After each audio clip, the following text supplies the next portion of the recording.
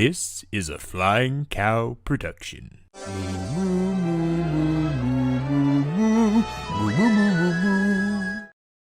Well, hello and welcome back, everyone, to Dis-cussions, the podcast here on the Flying Cow Network, where we talk about Disney movies.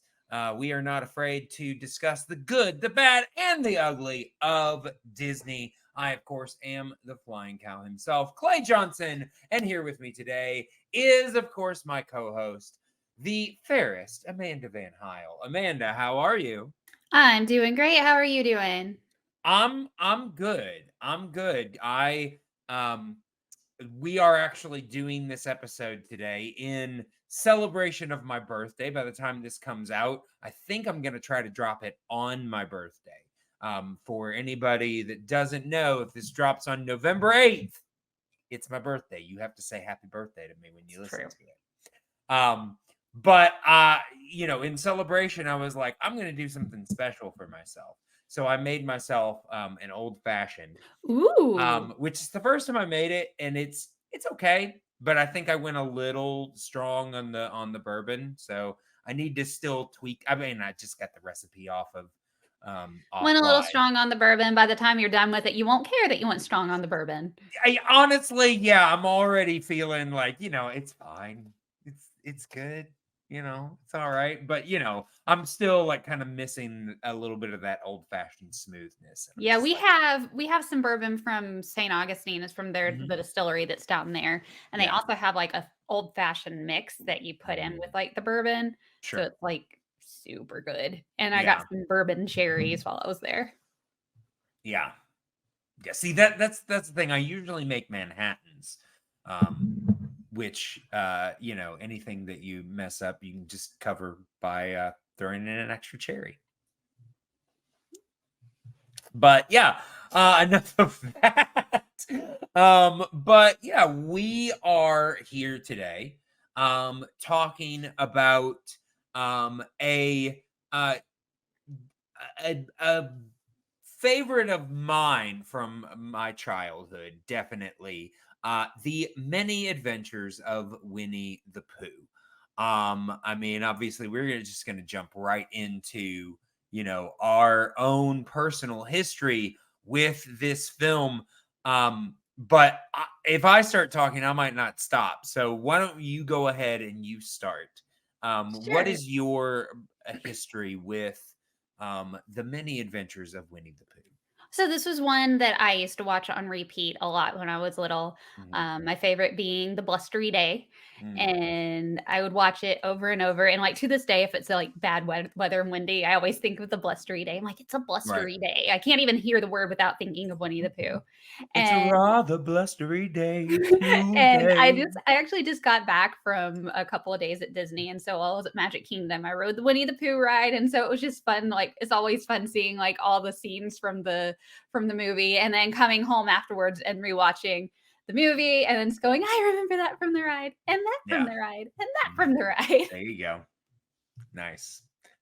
I am curious, is The Blustery Day your favorite because it's the introduction of Tigger, or are there other like reasons? Because obviously I know that Tigger is a big fan favorite amongst fans, or are there other reasons that you I just think that one's fun. I like it when they ride in the umbrella and when it's like just the wind. I don't know. I was always like a big weather kid, so I guess that's probably why.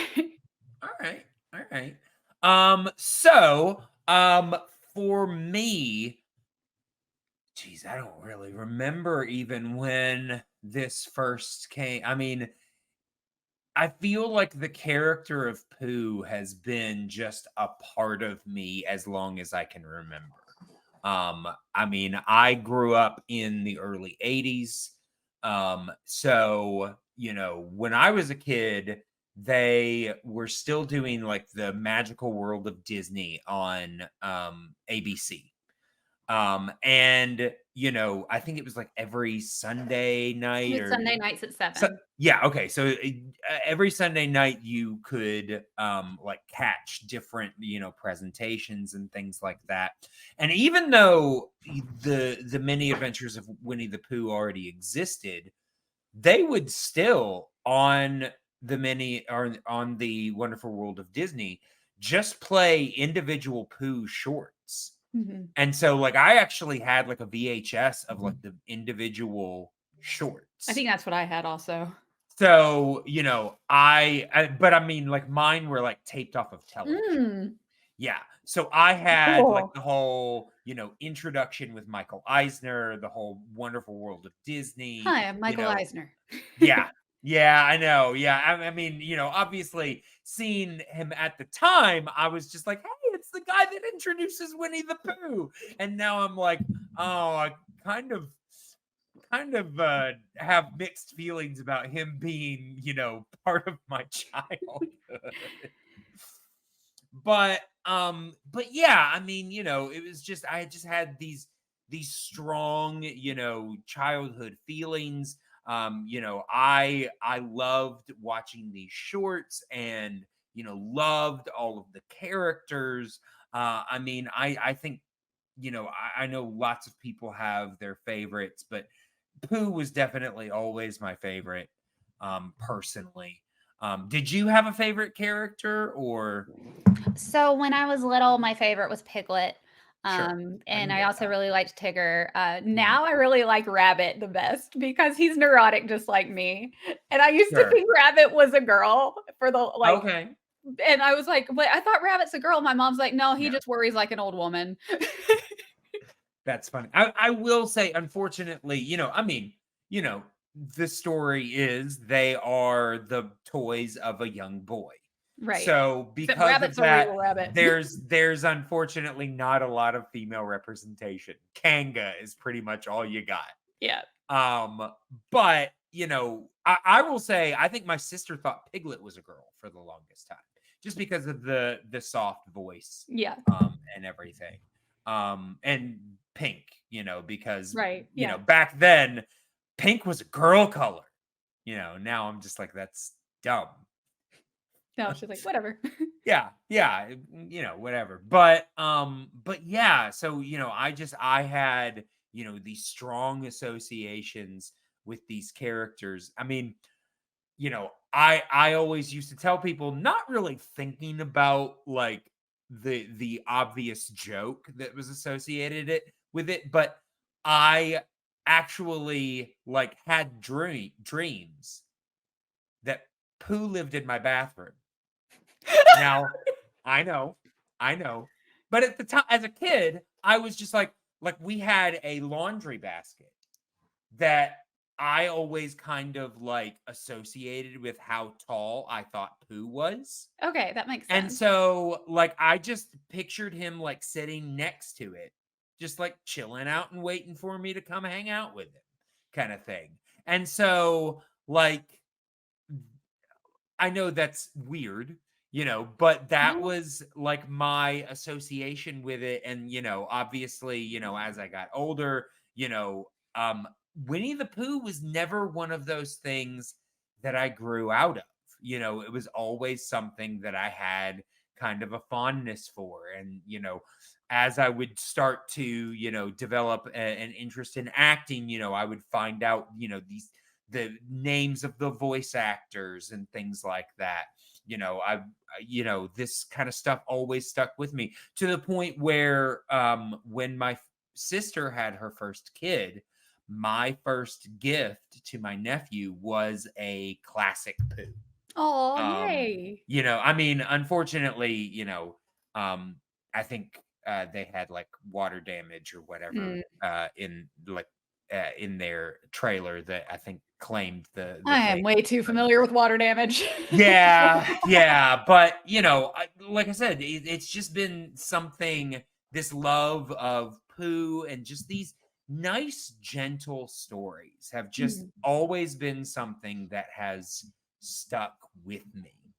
And even watching it for this podcast, I was, there were times that I was just like, okay, I have to remember, I have to take notes. I have to like pay attention, but I'm just like sitting and enjoying and watching the stories and, just in like having a good time, Yeah, Dan and I were watching it. We were watching it actually earlier today, and Yeah. we were just cracking up so hard at some of the spots. I'm like, I had forgotten like how funny some of these jokes just blew over my head because I was a little kid. Oh, yeah. Oh, And absolutely. but it's like Yeah. it's not like they were inappropriate jokes. I just didn't No. get the joke. Yeah. Right. Right. And so Yeah. now I'm No, I watching it. mean, I'm like, this is great. there's some stuff that Pooh, I literally wrote down. I was like, I just love his logic here. It just makes total sense for Pooh. Like Mhm. it just, I will say, kind of going now into the origin story. Obviously, well, I mean, first let's kind of hit the notes here. So this, the each of the shorts in the film, were all released separately, like in conjunction with like another, like a feature. You had Winnie the Pooh and the Honey Tree from 1966, Winnie the Pooh and the Blustery Day, 1968, Winnie the Pooh and Tigger 2 from 1974. And obviously this was released as one film, The Many Adventures of Winnie the Pooh in 1977, directed by John Lounsbury and Wolfgang Reitherman, music by Buddy Baker, and starring Sterling Holloway, John Fiedler, Junius Matthews, Paul Winchell, Ralph Wright, Barbara Luddy, Bruce Reitherman, Howard Morris, and many, many more. Yeah, I mean, so obviously, like the animated versions are what I'm the most familiar with. Have you ever read the Winnie the Pooh books? I actually have, yes. Okay. So they were based, of course, on the A.A. Milne stories, which it was the original book was just entitled Winnie the Pooh. It was a 1926 children's book, like I said, written by A.A. Milne. And, you know, I will say I haven't read through a lot of these, but a lot of the basic storylines for the shorts are very similar Mhm. to kind of what they were taken from in the book. I mean, obviously there are some differences. Like it does look like for Winnie the Pooh and the Honey Tree, they actually combined a few stories. Like there's one that's called in which we are introduced to Winnie the Pooh and some bees and the story begins. That is kind of the first part of Pooh and the Honey Tree, where he's trying to get the honey out of the tree and disguises himself. And that, I will say, in that one though, that one ends with basically Christopher Robin shoots down the balloons so that Pooh lands softly. But obviously in the animated version, he did not have a real gun. He had like a pop gun. Yeah. Well, I think actually Christopher Robin didn't even have a gun in the version of that story in the Disney version. Instead, they get chased off by bees. One of them had a gun. I'm trying to remember who it was. Well, there's a bit in the Blustery Day where Pooh is carrying around a pop gun. Oh, okay, that's it. Okay. Yeah. I knew there was a pop gun somewhere and I already forgot where it was. Right. Yeah, that is converged with the story in the book in which Pooh goes visiting and gets into a tight place. That is the second half where he goes to visit Rabbit and gets stuck. That stuff. So there's a lot of similarities. Obviously, it's an adaptation, so they're going to add or subtract their own stuff. But as far as the same ideas kind of being conveyed. It seems very similar. Like I said, they're just gentle stories, which is a part of the Winnie the Pooh brand that I've kind of just always connected with. I just really like these, just nice, simple, gentle stories. And I think that, it translates very well. But yeah, so, getting then into the film itself, I will say, before we get too far into the story, I do want to talk a bit about this cast, because like I said, as I got older and got like interested in performing and things myself, and I mean, we're talking like I was like 8 or 10 when I started like looking up like who did these voices and things like that. Like I was just mesmerized by that being a thing that people did. And so, as Winnie the Pooh, of course, we have the great Sterling Holloway, who provided a ton of voices. Is he considered a Disney legend, or is I'm pretty sure he was named a Disney legend. Okay, if not, like, I'm gonna say he is. Yeah. I'm pretty sure that he was named a Disney legend. Apparently, he was like from Cedartown. Yeah, let's see. He was he was from Cedartown, Georgia. Yeah, that's like I used to live in Rome. It was right next to Cedartown. Yeah. Named after his father, Sterling Price, who in turn was named after a prominent Confederate general. Okay. So for half a second I saw Confederate general and I was like, oh, he was related to a Confederate general? I'm like, okay. But apparently his dad was named after a Confederate, which is still, obviously a different time. But yeah. Can't help who you're related to. No. But yeah, I mean, like I said, Sterling Holloway is, well known. I mean, that's one of his, first things that is mentioned is the just huge amount of voices that he provided for Disney animated characters. He is the voice of, he was named a Disney legend in 91. Okay. So, good. and I believe that was the year before he passed. Okay. Glad he made a legend level. Yeah. I mean, I think, if they hadn't, then, that would have been a crime. Yeah.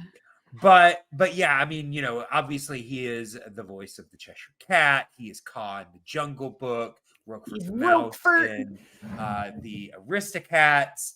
And he is also the stork in Dumbo and the adult voice of Flower in Bambi.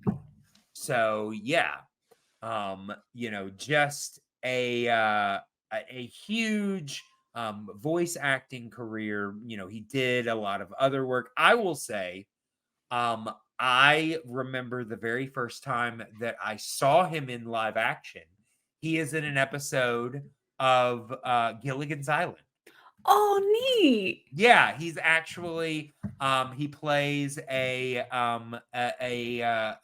con in a prison that is he doesn't know it, but his homing pigeon or messenger pigeon accidentally got sidetracked to Gilligan's Island. He thinks he's talking to some like pen pal of his, and when he gets like the letter saying that we are castaways on this island, he thinks his pen pal's having a joke. And before they can prove to him that no, we're castaways, like literally the moment his message gets there, he gets paroled and never gets the confirmation. Oh no. Yeah. So yeah, I mean, but I mean, I recognized him by the voice. I was like, that's Winnie the Pooh. I feel like I remember seeing him on some live action because I remember my mom calling me and going, Amanda, you've got to hear this. Yeah. Oh, yeah. Yeah. So, Sterling Holloway, absolute legend. But you know, then we've got some other voices. We have John Fiedler as Piglet, and John Fiedler also, you know, quite a career as a voice actor. I mean, he played Piglet for years. I think he's one of the longer serving voices. He actually didn't pass until 2005, and he provided the voice of Piglet, I believe, in everything that the character was used in until his passing. I mean, like even through you know, the mini advent or the new adventures of Winnie the Pooh. I think, let me double check. Yeah, Pooh's Grand Adventure, the Tigger movie, Piglet's Big Movie. Yeah. Yeah, all of those things up until, because I mean, you know, he was also in The Emperor's New Groove as the guy that gets thrown out of the window, Rudy. Oh, I remember. Yeah. And reprised that role in Krunk's New Groove, which wasn't released until after his death. Until after his passing. But yeah, no, he was the voice of Piglet until he passed. I think some other characters like Sterling Holloway actually stepped away from the role pretty much after the 70s. I think was the last time that he voiced the role, and other people, even though Sterling Holloway was still living, you know, other people started voicing the character. I know Jim Cummings is. But Jim Cummings started in the 80s. Sterling Holloway was still alive, so he could have, but he chose to step away from the role. And we'll talk actually in a little bit, because did you watch the other short that I sent you? Mm-hmm. Okay, yeah. So that one actually is a different voice, but we'll talk about that when we get there. But yeah, so you know, like I said, John Fiedler, accomplished actor. I mean, he was also in tons of television, appeared in episodes of Columbo, Gunsmoke, The Rockford Files, Star Trek, lots of different things. I will say, though, for me, the most infamous appearance of him in live action was he is one of the jurors in 12 Angry Men. He is number 2, I think, juror number 2. Don't quote me on that, but I think that's right. But yeah, I mean, just, yeah, actually, I see it right there. Juror number 2. I was right. But yeah, you know, obviously, you know, just because of, you know, the way he spoke and the way he looked, you know, a stereotypical character actor, but, you know, a great performer. You know, obviously had a very long career, you know, and yeah, great performer. But then let's see, we have Ralph Wright as Eeyore, which I believe the only voice acting he ever did was actually just for Eeyore, because he was actually an animator and storyboard artist for Disney. And when they basically got this project, they just kind of decided to base their character of Eeyore on this guy because of his voice. And I mean, he actually, let's see, Ralph Wright, he actually passed in 83, but he also voiced the character of Eeyore up until his passing. In fact, the other short that's not included in this, but we are going to talk about, was the last time that he voiced, because it came out the same year that he passed. But yeah, yeah, I mean, it looks like, you know, he did a lot of work in animation. He pioneered a bunch of different story concepts and stuff like that. Very accomplished animator, apparently. But let's see. The voice of Kango was voiced by Barbara Luddy, who we talked about in our last episode, because she was the voice of Lady in Lady and the Tramp. And obviously in this, she's filling a much more maternal role as Kanga. Poor dear. Yes. The voice of Tigger was Paul Winchell. Paul Winchell, let's see. I mean, he did a bunch of different stuff. The name sounds really familiar, so I'm but I think what people know him for the most is as the voice of Tigger. I mean, he was, in shows like Perry Mason, The Dick Van Dyke Show, The Brady Bunch, things like that. But Tigger, I think, is what people associate him with the most.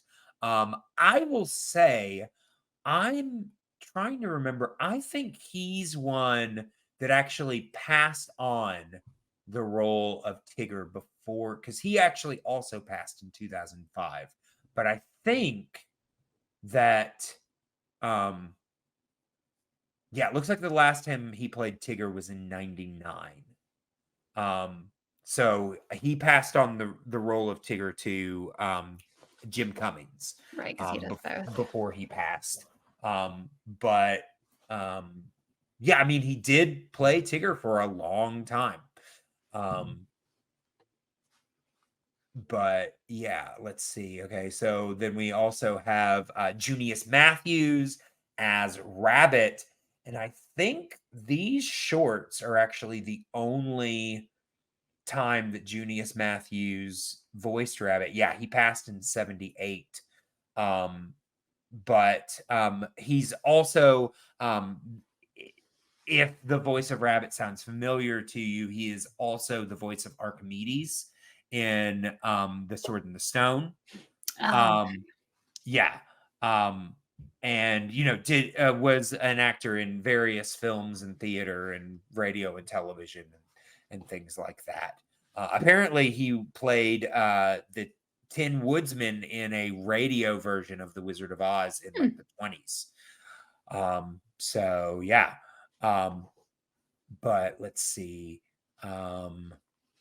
We have Owl. The voice of Owl was Hal Smith.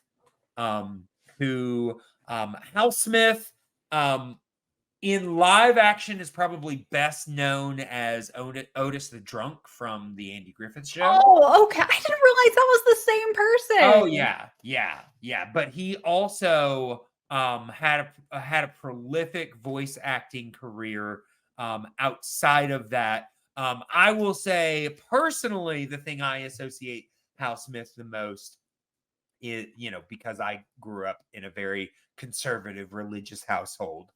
He was the voice of the original Mr. Whitaker in the Adventures in Odyssey. So I listened to that for years. So to me, he's the voice of John Avery Whitaker.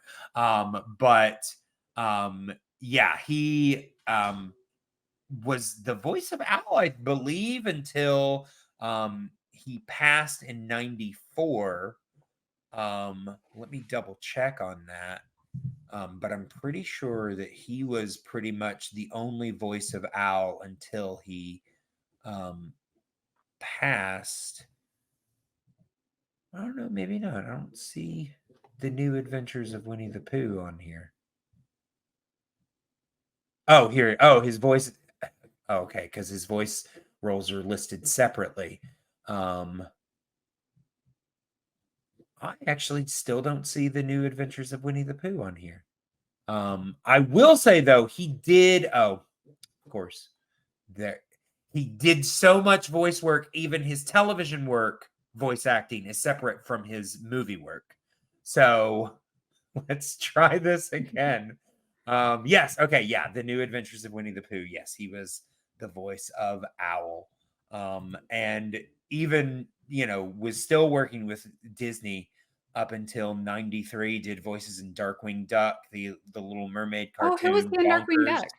Just additional voices. Okay. He was like Jim Cummings would do a lot of times. Like he would just do like the voice of a guard and things. Gotcha. Okay.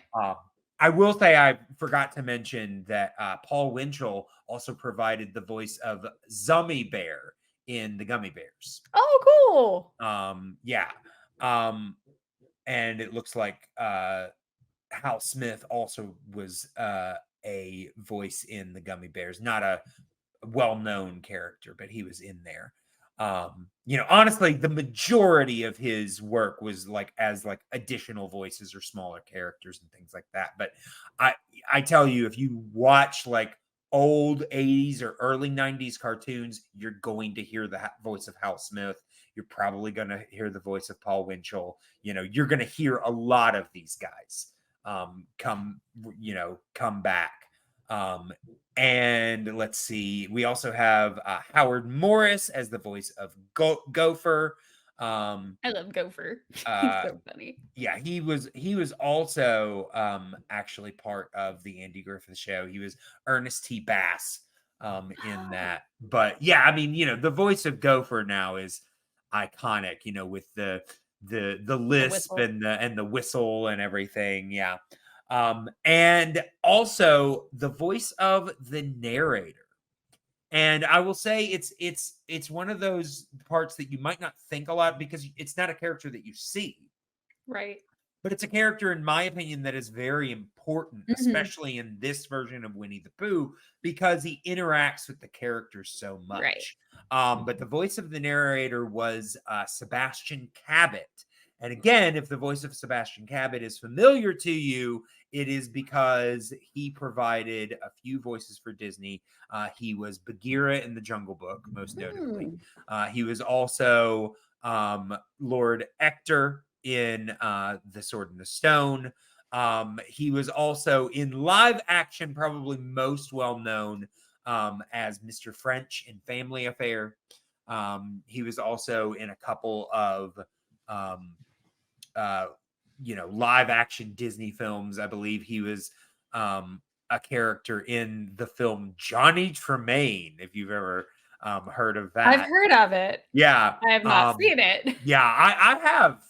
It's honestly, I will say it's Sebastian Cabot clean shaven, which most iterations of most pictures you've ever seen of Sebastian Cabot, he's got this very well groomed beard, and the man just looks really good with a beard.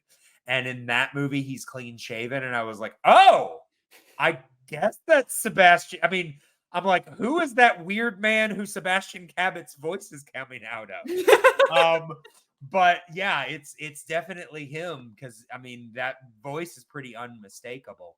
I will say though, unfortunately, he actually passed the year this came out in 1977. That's sad. So yeah, he was only 59. Apparently he had a stroke and passed. But yeah, the voice cast here, I mean, I know we spent a lot of time talking about the voice cast, but these are major people. Well, and it's because to me that's where half of the magic is in this voice cast. They all have just those soft, very beautiful voices. Yeah, they cast this so well. And like I said, there is another short that I believe I read something somewhere. There was a short that was not part of this original release in 1977 that was actually released as part of a re-release of The Sword and the Stone, a short that came before the feature, released in 1983. And like I said, we'll talk about that kind of after we get done with the thing. I remember actually watching that one a lot as a kid. In fact, the short itself is called Winnie the Pooh, A Day for Eeyore. And honestly, I remember it being like I never realized that it was a different voice caster, and because it was aired around the same time in the same Disney presents Right. shorts presentation and everything. It wasn't until I was older that I realized, oh, half the voice cast is different in this one. And honestly,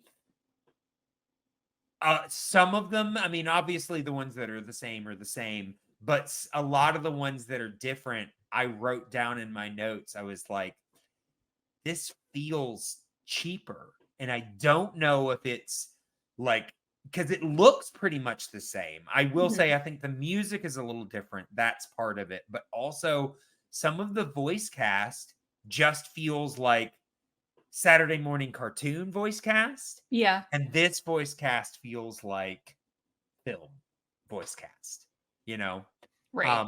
But again, we'll talk more about that when we get to it. But right now, let us go ahead and let us jump into the main meat of this film. So, like I said, this is a compilation of shorts. I believe at a certain point after it was released, I think I read something where apparently Winnie the Pooh and a Day for Eeyore was released as part of this film in like certain releases, but I don't think it was for very long. I think they say now that on if you get it on Blu-ray or DVD, you can get that as an extra, but it's not made as part of the film. And honestly, I don't know where you'd put it Yeah, I know I because had it on VHS, and I don't remember that being part of the film because I remember not. I it remember The Day for honestly, Eeyore and not seeing yeah, it as often as the other one, so it just became kind yeah, of like a dream in my head, and so I'm rewatching yeah. it going, "I know I wasn't crazy. I knew this was a real thing." Yeah, yeah, the tone shift is different enough that it would have been jarring to Mhm. put that to make that part of the film. I will say, as the film is now, it's only an hour and 10 minutes. And if that had been part of it, it would have been right at an hour and a half because that short's like a little over 20 minutes. So, you know, time wise it works, but it just because it was made later it feels different. Yeah, it does.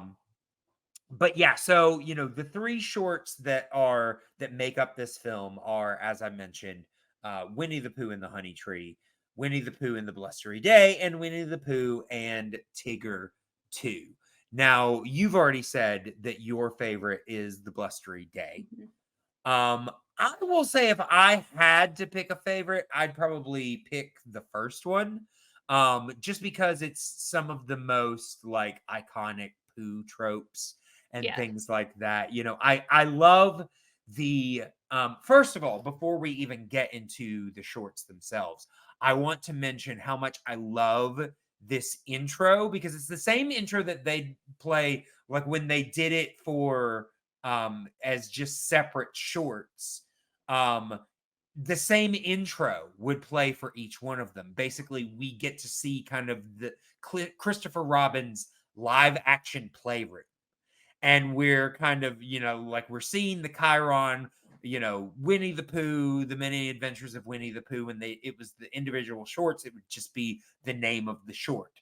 But we're seeing like this child's playroom, with like toy soldiers and different things, but we're also seeing the you know the more classic versions of the stuffed animals, but you can tell that they're the characters that we know.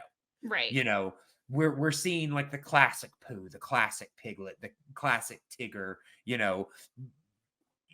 we can see the extrapolations, but they look more like the original uh stuffed animals would have looked like more than now what they would sell as a Winnie the Pooh doll would be straight up the Winnie the Pooh from this movie. It would Right. look exactly like it. But we're But seeing this classic Pooh was just like it was its own thing. So it was like yes. this was the bear that Christopher Robin had that he named Winnie the Pooh. Yeah. Yeah. I will say I've always thought that was a rather interesting name. Yeah, I agree.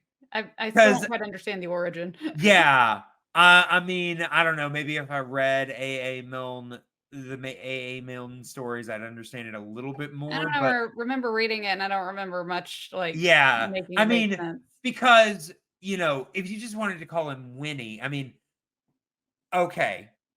Even if you just wanted to call him Pooh, okay, because honestly, nobody in this story ever calls him Winnie. It's Right. always Pooh. Pooh or Pooh Bear. Right. Um, I think the thing that confuses me the most is calling him Winnie the Pooh, as in he is a Pooh. Like Which Jabba the Hutt. exactly, yes. And I'm like, okay, first of all, you call him a Pooh. Not exactly something you want to be throwing Yeah. around. Doesn't conjure the best things. I will say my dad had a dog that he named Pooh. Well, when he passed, my sister got him, and she immediately changed the name. And I was like, why? Oh, and she was like, yeah, because my kids just think that we're talking about poop. And I'm like, okay, I get that. But like, like this dog kind of looked when he was a puppy, kind of looked like like Like Pooh Pooh Bear. Bear. Yeah, exactly. Aw. But I'm like, all right, Like, yeah, I get it, your but at the same children are time, thinking about poop. I get it. They're kids, but still. change it to Pooch. That way it's Yeah. close enough. Yeah, Winnie the Pooch. But yeah, so I love this intro of seeing this playroom, and we're kind of introduced to the story, and then we get the storybook intro. And again, they had this storybook with the song and everything. Deep in the 100-acre wood, and the introduction of all the characters. And I will say, one of the things that I absolutely love about this adaptation is the way that they incorporate the bookness of it. Mhm. The fact that we get to see, even in the opening thing, Pooh interacting with the letters and talking to the narrator later on, and the bits where they jump over the spine of the book, and just all, like, I love this storybook nature that they decided to because obviously a lot of other Disney films were based on books, but this is one of the only ones that they kept as, this is in a book, this is a story book, Well, which I like how they brought that in Kingdom Hearts also in the Winnie the Pooh yeah, level. exactly, it's the Still had only that one where you storybook. go into a book Yeah. to meet these characters. Yeah, no, I And I love always just it. felt so at home in the Winnie the Pooh section. Yeah. Yeah, just so much fun. And I think, honestly, I think that's one of the things that endeared this to me so much, is that it did feel like a storybook. Mhm. It felt like a story that you'd ask your parents to tell you, these Winnie the Pooh stories. And, obviously, the older I get, the more the more that I appreciate it because of the breaking the fourth wall and the meta-ness and, all of this stuff. But it works on so many levels. The way that they decided to, incorporate the book nature of this story. But I also think it helps, obviously, when they went into things like the New Adventures of Winnie the Pooh and things like that, they dropped the narrator and dropped a lot of the bookness of it. And honestly, when I was a kid, I liked that cartoon, but I always was like, it doesn't feel like Winnie the Pooh. And I think it wasn't until I was older that I realized it's because they dropped the bookness of it, that it just didn't feel the same to me. It didn't They also feel couldn't figure as out how old Christopher Robin was, because there was one episode where he was starting kindergarten, and then like the next one he's going to a dance with girls. Oh, yeah, no, honestly, even in this version of the story, I think they're confused, because at the end of the movie, they're like, it has something to do with the ABCs. and times tables. And I'm like, what the hell school is he going to that is teaching him the ABCs at the same time as multiplication? The hell, England, what are you doing over there? Teaching multiplication to kids that don't even know how to read yet. Jeez. But yeah, I just, that's an aspect of this story that I love. And, you know, I kind of understand why they dropped it, because it does kind of limit your storytelling to a certain extent. But I just love the way that it's done in this version of, you know, Winnie the Pooh. But, you know, getting into, you know, these stories, you know, obviously, like I said, the first one is Winnie the Pooh and the Honey Tree. And we're introduced, first of all, to Pooh. And I love the first joke, and I'm sure it's straight from the book.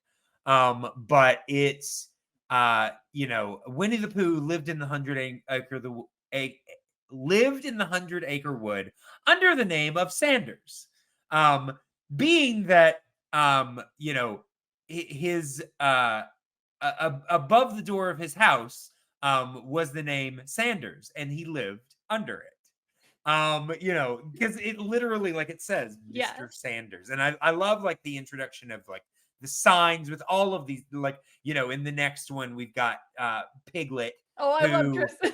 Yeah, he's like yeah, because it's, you know, it's just, obviously we know it's a broken sign that probably meant you know, trespassers will be prosecuted, but it's broken. So now it just says trespassers will, and he's like, oh yeah, that was my grandfather. Trespassers will, short for trespassers William. We called him TW, which is even shorter. It's just, you know, it's, you know, obviously it's kid logic, but I love the simplicity of it. Yeah, but it's funny. So like, I did not catch that joke when I was little, and oh no, like, this is brilliant. Absolutely not. It's just, and you know, like it, but it also kind of makes this like a lived-in place that, you know, it's like this forest that you know, even the real Christopher Robin might have played in at one point, you know, might have had, you know, old signs and things like that he just incorporated into his playtime. Right. Not knowing what any of it meant, you know, lived under the name of Sanders, you know, obviously. I mean, seeing as he had not learned ABCs or multiplication tables at that point, clearly did not know it said Sanders. No. But I just love that above Pooh's house, it just always says Mr. Sanders. Okay. Not going to change that. No, doesn't matter. It's Pooh's house. We all know that. But yeah, so, you know, and then he does his exercises and everything, which is, you know, another iconic scene. Up, down, touch the ground, in the mood for food. Yeah. And, you know, he decides to, you know, have some honey. He's out of honey, which I'm like, is Pooh ever not out of honey? Yeah. I honestly can't imagine him putting honey in his cabinet and walking away from it without. I can't either. Like, I think if he just sees honey, he's just gonna eat it. Yeah, and I honestly think that most of his friends just have honey in their house because they know that at any point Pooh could come by and he's gonna want honey. Yeah. Because I honestly don't see any other characters in this film eating honey. It's really just Pooh that eats honey, and but they all have it. They all have it in a jar that he can easily stick his hand into. Absolutely. And I feel like they're all just like, oh, we got to keep this honey around because Pooh comes by. He's going to want to eat it, and he's not going to leave us alone until he gets some. Yeah, I will say, I don't know about you, but when I was a kid, the honey in this film I was always like, ooh, I want honey. Like, it just looks so good. And I'm not saying I don't like honey. I do like honey.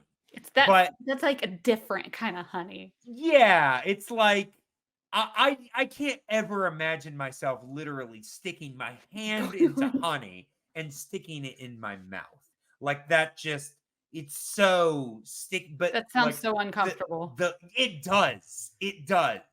But like the honey that Pooh eats just look I It mean, looks so number good. one, it is, bright yellow gold.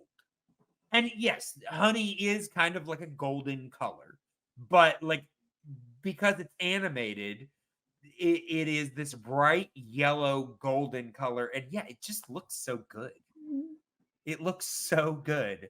But yeah, so he is out of honey. He decides to find um someone else that has honey. I will say I wrote this down because I was like, that's funny. I don't ever think I thought about this as a kid. But before he even starts eating the honey, we straight up acknowledge that Pooh is a stuffed animal. His stitching comes out and he just, Right. stitches it up.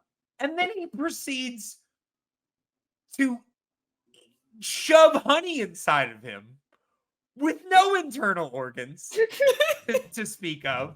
I can just imagine that if anybody, opened up Pooh, they'd just find like the massive, it'd just be Crystallized honey. Yes, this really gummy, sticky mess of stuffing inside.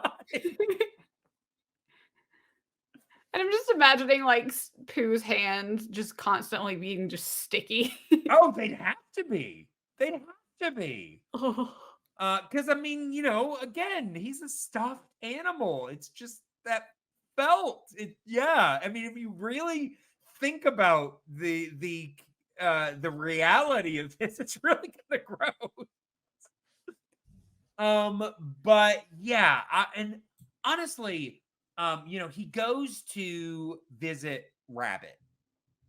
And honestly, out of all of the characters, the only one that even still to this day does not in any way look like a stuffed animal to me is Rabbit. Well, he's supposed to be Rabbit, a real rabbit. is he? Yeah. Okay, I mean, honestly, that makes sense because he's the So only one rabbit that and owl are the only ones that are supposed to be like real animals.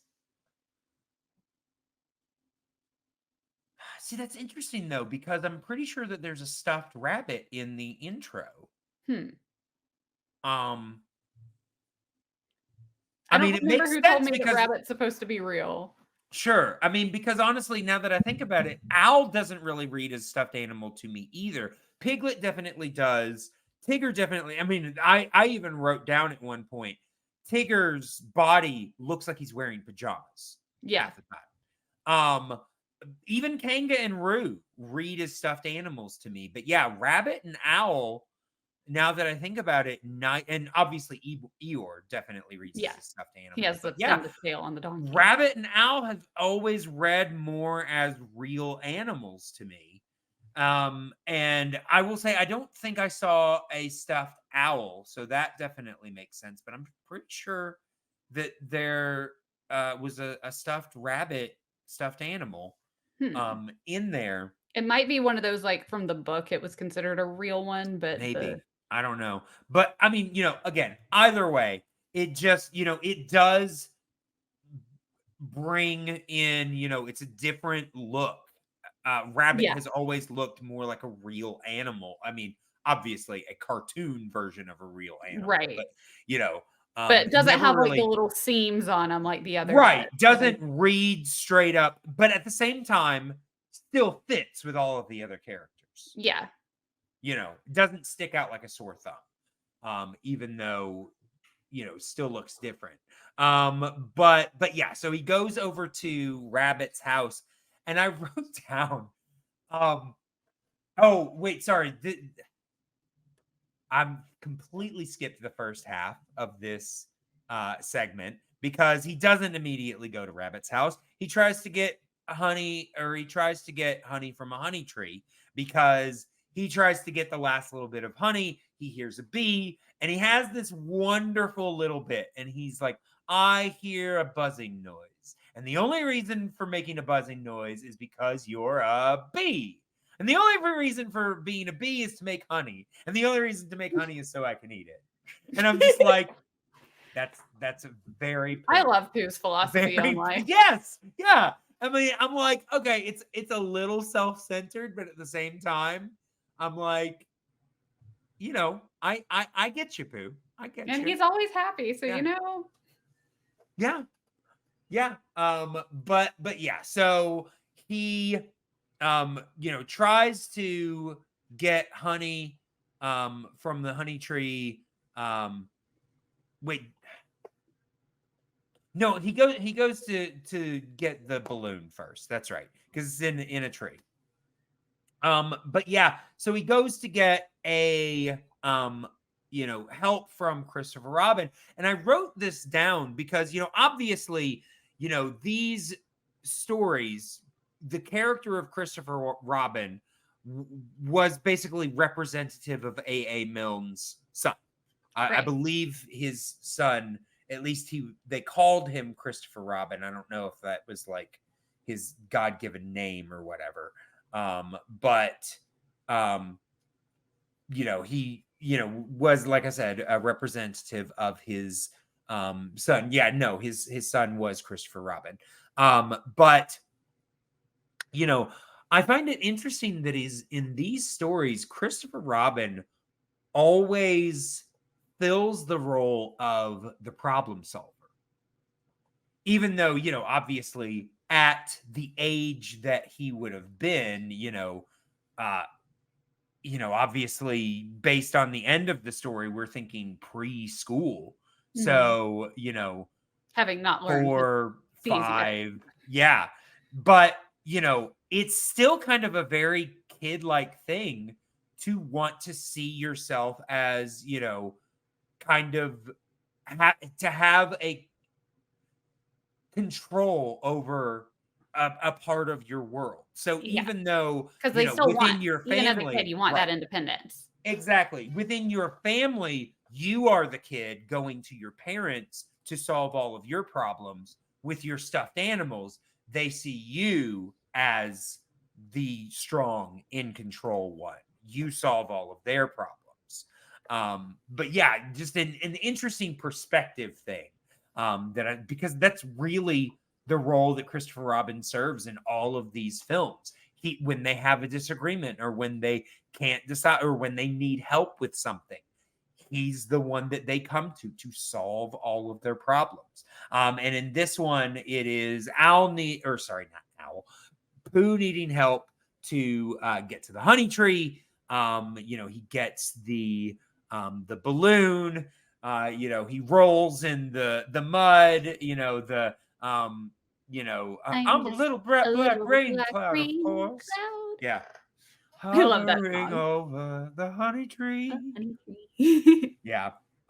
You know, and I love the bit, you know, when the bees obviously know, you know, that he's trying to get the honey, and he's just like, it might help if you open your umbrella and say, tut tut, it looks like rain. And Christopher Robin just does it. And I'm just like, yeah, I don't think that's helping anything, actually, but it's worth a shot, right? And then they, of course, do eventually get chased away by the bees, and they both actually end up having to jump. I will say, though, they jump in this puddle, and I assume that it's the same puddle we saw Pooh rolling around in. But when he was rolling around, it did not look deep enough for them to jump into the way that they do. But whatever, cartoon logic, don't care. Hey, stuffed animals bounce. Yeah. I will say, you know, earlier in that bit, we do get introduced to a lot of the other characters. This is really the introduction of Eeyore, you know, because Christopher Robin is putting his tail back on. And, you know, we kind of get a little bit of Owl's character as kind of, you know, a flighty, grandfatherly type figure. Know it all. Yeah, but at the same time is so unobservant that he does not notice anything that is going on Yeah. But he's super interested in telling you all of his stories, those kinds of things. But yeah, so we do get those early introductions of these characters, because that's really the only place that some of those characters come in this first one. I will say, I didn't really think about it until I was watching it today. I don't think that Piglet is in this first segment. I mean, I know that we don't hear him speak, definitely. Is he not in like the trying to get Pooh out of the hole or out of the window or grab his front door or whatever? See, I cannot really remember, because I think I was taking notes in that. Right. Yeah, I honestly cannot remember. But I just remember things that happened, but I don't remember who was there. If he is, that's like one of the few places that he's there, but I don't think he's there, because they make a point of showing the animal, like them getting smaller, and Roo is the one at the end. Piglet would have been right next to Roo. That's not the joke that they're playing. They're playing that Roo is basically caught in between, animals and getting like tug of war kind of thing. But I don't think Piglet's in that segment at all, which is interesting considering how important he is in the rest of the film. Mm-hmm. But yeah, so like I said, we get little bits of these characters. We even get a little bit of Kanga and Roo, which I will say, I think Kanga is probably the character we see the least of in all of these shorts. I mean, unfortunately, like I said, she's the only female representation, and she's really just there because she's Roo's mom. Right. I mean, she gets a little bit of mothering advice here and there, but that's it. I mean, I really feel like when all I was she gets. Christopher Robin's age, all of my toys would be girls, because I'd be like, I don't want to eat boys. Right. Yeah. And I dare say that you probably didn't have a dad character. No, I don't think I did. No, exactly. So at least Christopher Robin, had a mom present. That's true. Good for him. Yeah. Getting something in there somewhere. But yeah, so the second half of that, like I said, Pooh fails to get the honey from the tree, so he goes to visit his good friend Rabbit. And Rabbit, I wrote down, is so interesting, because I wrote down, Rabbit is basically an old man who doesn't even like his friends. He's so he's like fussy. Squidward. Kind of. And honestly, like his whole character in all of these shorts is, why me? Why? And I wrote down, I was like, honestly, you cause half of your issues. Yeah. Because, there's the whole bit of, his he's upset about Pooh being stuck. But if he had literally just let them push Pooh back into his house, that would have been resolved like within a couple of minutes. But he was like, no, he can't come back in. And I'm like, well, he also gave Pooh all of that honey. He didn't have to tell Pooh he had all that honey. Yeah, I mean, I wrote down at one point that he's kind of an eternal victim, because he's grumpy and, like, oh, everybody, leave me alone. He's the perennial get off my lawn grandpa. But like all his friends just think that's hilarious. And but when he fully has the power, like in this situation with Pooh, to just be like, no, Pooh, you can't eat the rest of my honey. Like, dude, you're cut off. Yeah. He could have done that, and he didn't.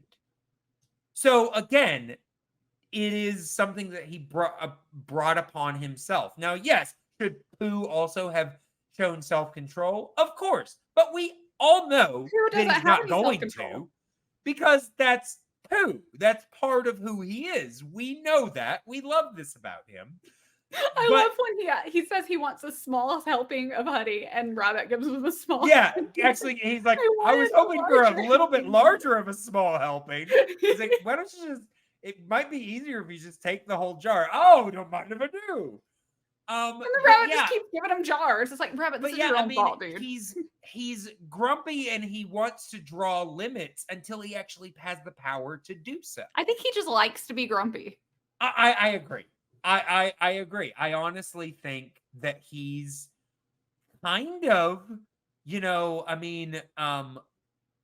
what is it's not a sadist, because that's when you cause pain to masochist. A masochist. Yeah, he's kind of a masochist. Yeah, he is. Because he just wants to complain about all of these issues, but he causes a lot of them himself. But yeah, so he allows Pooh to eat all of his honey. I will say I do love the bit when Pooh is first trying to come see him, where he's just like, is anybody home? And he's like, no. He's just like, really? Nobody's there? He's like, no, nobody's home. And he's just like, well, then who said nobody? He's like, no, nobody. It's just like that whole bit. He just walks in. Yeah. He just walks in the front door. But yeah, so he comes in, and of course, Pooh eats it looks like 10 jars of honey. Yeah. And I'm just like, at a certain point, Rabbit, you have to say, you're done. No. But again, he is a glutton for punishment and just allows Pooh to eat all of his honey. And Pooh, with just drenched in honey, I swear half of it is on his front. Well, he doesn't have any organs for it to go, so it all soaks into all the stuffing. Yeah. Honestly, if he wasn't wearing a shirt, I would say that maybe that was just the honey extruding out of him. But so honestly, even if Pooh hadn't basically grown like 3 sizes, I would almost be like, yeah, I think he's stuck because of all that honey. Mm-hmm. I think he's just stuck to the walls of Rabbit's house. But he does get stuck. Rabbit, goes and gets Christopher Robin. Christopher Robin, like I said, immediately wants to solve the problem by pushing the smaller end back through. And Rabbit's just like, no, we've gotten this far. And immediately props a chair up under Pooh so they cannot push him back. Again, I think we're finding a lot of things to support this idea of Rabbit as a masochist. Yeah. Because he is just, in the name of wanting to solve his problems, he's making worse ones. But eventually they just decide that the only way to get Pooh out is to just wait till he gets thin again, which I'm like, have you seen Pooh? I don't think he ever was. It's not gonna happen. But at least a more Pooh shaped version of Slim. But there's the bit where Rabbit decides to make the best of it and turn him into a hunting trophy. Which is, I will say at a certain point, he starts using Pooh's backside as an armchair, which honestly, I kind of want an armchair that looks like that, because it's just this really cool, but he just, so we see him specifically sitting there while Pooh is sleeping. And he is sitting there while Pooh is snoring, and he's just shaking. And I'm just like, Rabbit, surely you have a bed. Mm-hmm. You don't have to sit there. I see how miserable you are. Why don't you get up while he's asleep? Once again, Rabbit is a masochist. Rabbit's like, well, I have to sleep in here because I have to see what happens with Pooh, and I can't be away from Pooh. Yeah, he just is putting himself in the worst possible situations. But we also in this half of the short get introduced to the character of Gopher, Yeah. who will continually remind you that he's not in the book. That is so funny. Which is Oh great my because goodness. honestly, as a kid, I actually understood the reference of I'm not in the book as in I'm not in the phone book because that was actually something that I heard in other shows. Oh, he's not in the book, he's not listed, things like that. But it wasn't until I was older that I realized, oh, he literally means he's not a character in the book. He's breaking the fourth wall. It's great. This double meaning meta joke is just it's great. But we get all of this. Eventually, Pooh does get out, and wouldn't you know it, he lands right into a honey tree. And at least this time, the part of him that's stuck is the small part. So honestly, I just imagine that he just kind of keeps eating till his back half gets enormous again, and then he just falls out of the tree. Let gravity take it on. Yeah, exactly. But yeah, that brings us then to the second short, which is The Blustery Day. We get the introduction, at least formally, of Piglet, with the whole Trespassers William and all this kind of stuff, seeing Piglet's house, everything. But it's also, a very windy day. In fact, Gopher refers to it as Wednesday, which honestly, when I was a kid, I didn't realize that they were saying Wednesday. I thought they were just saying Wednesday. And I Yeah. was like, okay, I guess it's Wednesday then. Okay. All right. But yeah, but it is very windy to the point where, of course, Piglet being a very small character is just thrown all over the place. And we're getting a lot of very Piglet specific stuff in this early thing. It makes you think maybe Piglet's going to be important in this story. But yeah, we're getting a lot of this, and then Pooh tries to help him by he grabs it's his scarf, right? Yes, it's the scarf because he's flying away. Right. And that scene's in the ride. Right. And the scarf unravels, but Piglet holds on to the string. Basically, Piglet becomes a kite, which Pooh is flying for a little while, causing all sorts of shenanigans. Initially causing Rabbit to believe that they're going to mess up his harvest, but instead they actually just speed it up. And eventually we get Pooh and Rabbit thrown into the door of Owl's house, which I understand how Piglet got there. I don't know how Pooh got up there, because we haven't seen Pooh being thrown around in the wind. Yeah. But somehow he got thrown up. I mean, it's Wednesday. It is a blustery day. It is a rather blustery day. Absolutely. But and this is where we get full Owl, because he is totally, he recognizes that it's windy, but really is not recognizing the fact that his tree is going back and forth. He is just in storytelling mode, and he is, totally just absorbed in, what he's doing, to the point where he barely notices it when his tree falls over. And, basically, Christopher Robin is on the scene, and he's like, yeah, I don't think we can fix this one, Owl.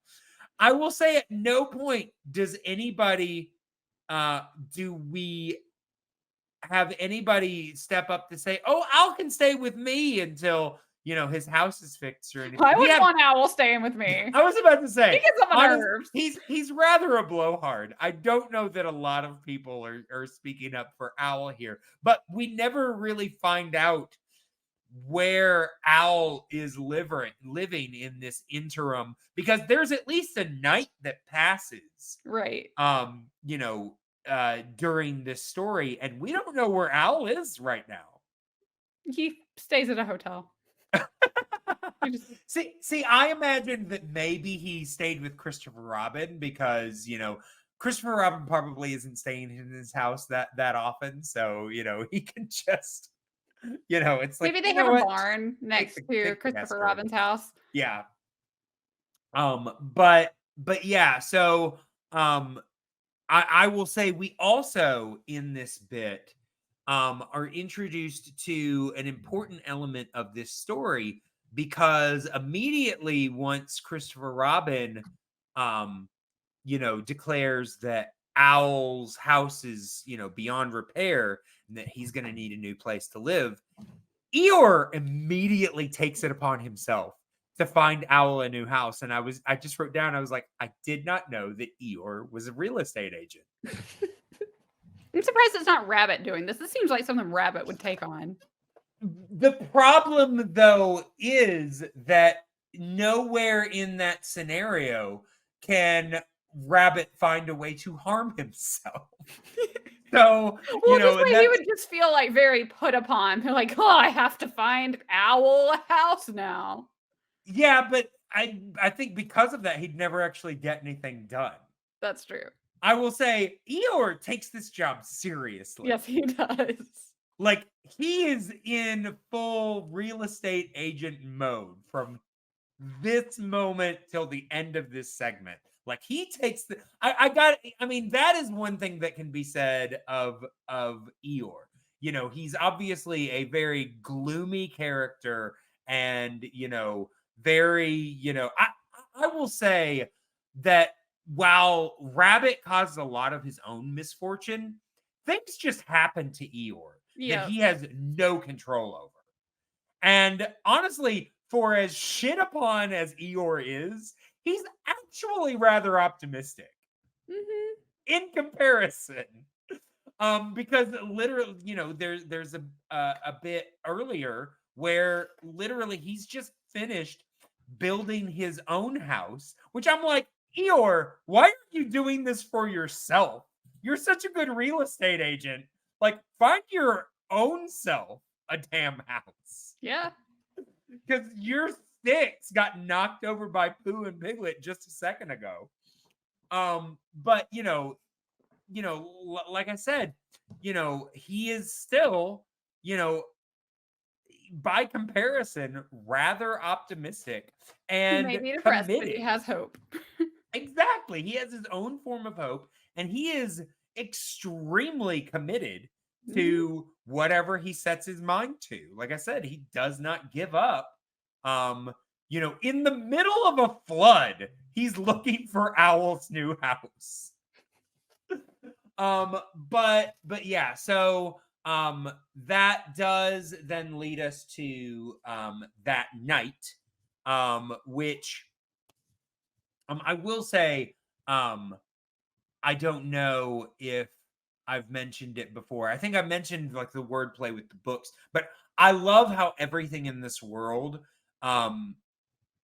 is like spelled incorrectly, but like in a very child way. Like they spell like house with a W, or like the letters are flipped around or things like that. Like it's all like basically everything is spelled phonetically. And I love you figure out why they spelled it that way. Right. But I love that touch.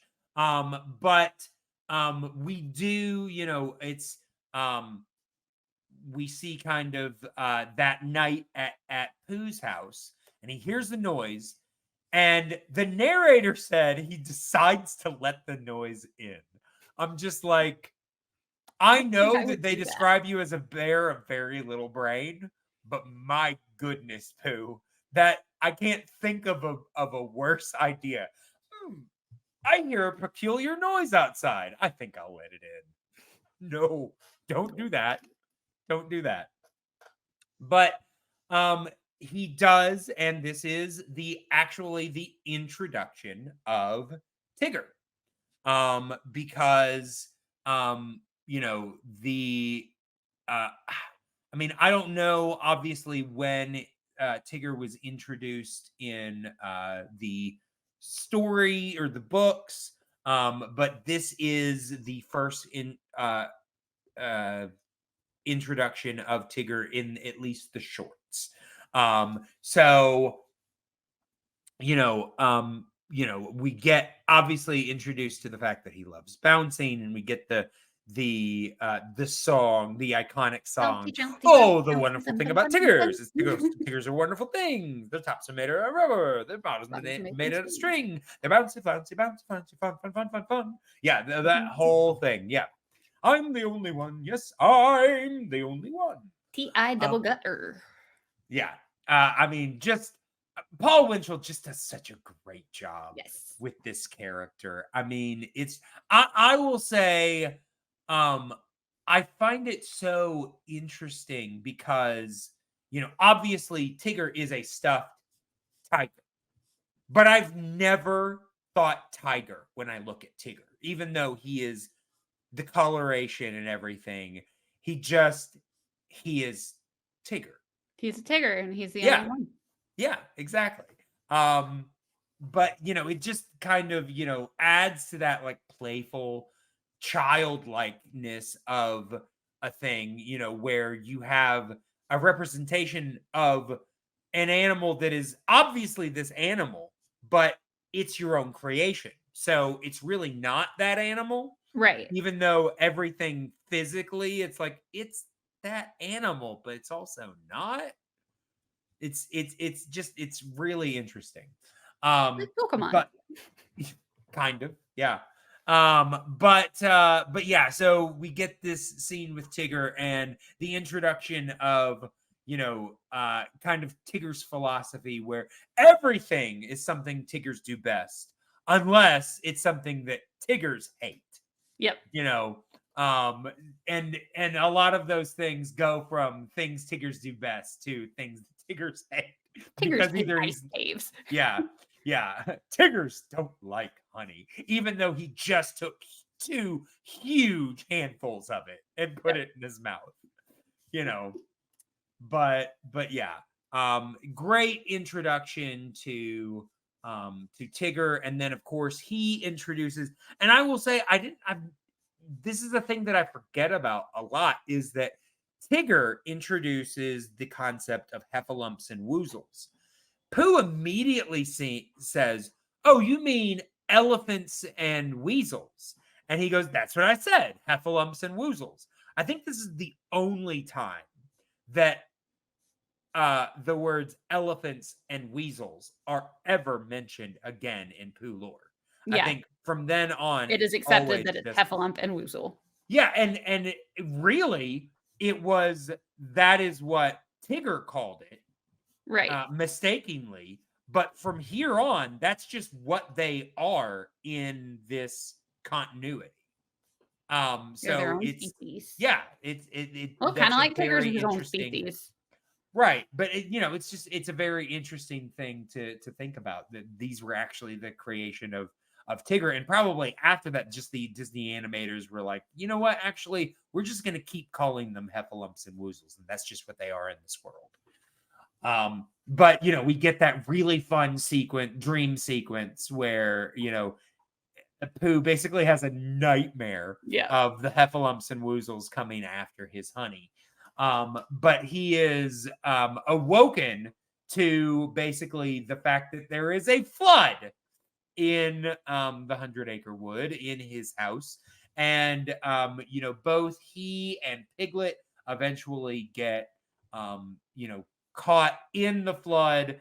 Pooh, completely unbeknownst to him, because he's trying to get the last bit of honey, he doesn't even notice that he has been carried out of his house. And Piglet, of course, because one of Piglet's defining traits is that he's because he's so small, he's just terrified of everything. Right. And, sends the message in the bottle, to be rescued, all of this kind of stuff. And I love that, Rue gets the message. Christopher Robin reads it, and he's like, okay, we're going to go organize a rescue party. We're going to be on our way. We're going to come help them. Of course, by the time Pooh and Piglet get there, they're all still at Christopher Robin's house. So I'm like, either we're just still making these very long plans, or they're just like, you know what? They're fine. They'll make it. But, what I love is that, eventually, they do send Al to go tell Tigger and Pooh that he's on there. I will say, honestly, it's probably a good thing that Christopher Robin didn't go, especially not while Al was still out, because they were going to go to their houses, but they are both not in their houses anymore. Luckily, Al going overhead was able to find them. Pretty much immediately after he says that there's a rescue party, they go down like a waterfall, and, several things happen at once. I will say there is a point at which it does kind of look quickly like Pooh reaches out for Piglet, but I don't know that it was intentional because, his head got pulled out of the honey pot at the same time as like they went down the waterfall and all this kind of stuff. But I love that they get to Christopher Robin's house, and Christopher Robin is like, oh, Pooh, you're here. You're safe. Where's Piglet? And Piglet is like, under the chair in the honey pot. And he's like, I'm here. And Christopher Robin's like, Pooh, you saved Piglet. And he's like, I did? And it's just like, he is like an oblivious hero. Like, he unintentionally rescued Piglet. And they then throw this huge party. With cake. With cake. For Pooh being an unintentional hero. Hip, hip, hooray for the Piglet and the Pooh. Yeah. But I will say then this short doesn't end there, because there's a twist coming. And I will say this is probably the part in the film that I have the biggest problem with. Because, in the middle of this hero party, Eeyore shows up to announce that he has found, has been successful in his real estate endeavors. He has found a house for Owl, and that everyone just needs to follow him, and he'll show them exactly where it is. And they arrive at Piglet's house. Yep. First thing I wrote down is, apparently Eeyore and Piglet aren't very good friends, because apparently Eeyore has never seen Piglet's house. Poor Piglet. Yeah, because they get there and you hear murmurings of people being like, that's Piglet's house. Nobody tells Eeyore, hey, Eeyore, that's actually Piglet's house.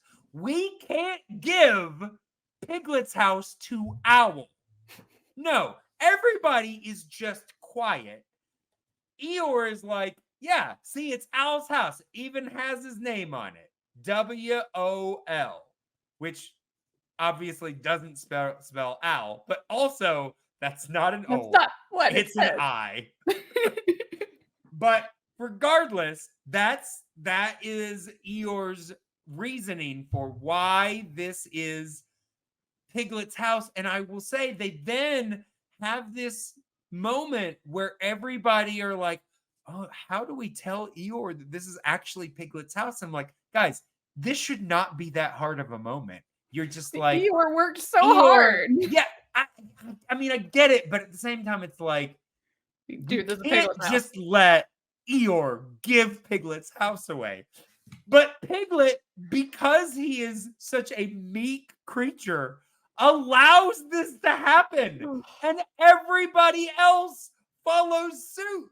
And I'm just like, guys, we can't just let Eeyore give Piglet's house away simply because Piglet he and was don't make never him invited deal to with one of freaking Piglet's house owl. parties. Yeah, it's like, honestly, Piglet, this is what you learn. From now on, you invite Eeyore to your house parties so that he knows where you live, so he doesn't try to give your house away to someone else. This is what they all learned. From now on, you invite Eeyore to your house or he will give it away. Yep. Because he's got his real estate license. He can do this, apparently. But yeah, so Piglet immediately, and they make it sound when they introduce Piglet and his house, like this house has been in his family for generations. Now, obviously, the sign doesn't say what he thinks it says, so you have to wonder, how long, what is really the story of this house and Piglet. But he willingly gives up his house for Owl, and they're just like, well, then Piglet, where are you gonna live? And it's like, well, we could ask Eeyore, but he'll just kick somebody else out of their house. And of course, immediately Pooh is like, you're gonna live with me. And it's just, honestly, it is the one saving grace of this scene, because immediately I'm just like, okay, that's just really sweet. And because now suddenly Pooh actually is a hero. Yeah. And so is Piglet, but really just because he didn't know where to draw boundaries. Right. It's like, Piglet, you can't just give away your house to your friends because the friend that you forgot to invite to your house party thinks that your house has somebody else's name on it. You got to learn to stand up for yourself. Yeah, maybe it's a good thing that he's living with Pooh, because then at least Pooh can protect him slightly. Yeah. Won't allow Eeyore to give their house away. Exactly. Between the two of them, they should be fine to keep the house. Right. But yeah, that then brings us to the final short in the film, which is Winnie the Pooh and Tigger 2.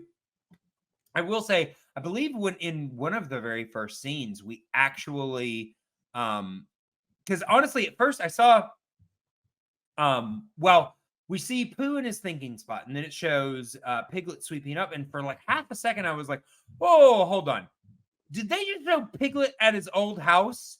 Just a segment, but after we saw him move in with Pooh?" And I rewound it, and I was like, "Oh no." It literally it is Pooh's house, and it shows now on the mailbox Winnie the Pooh and Piglet, written in. Yeah.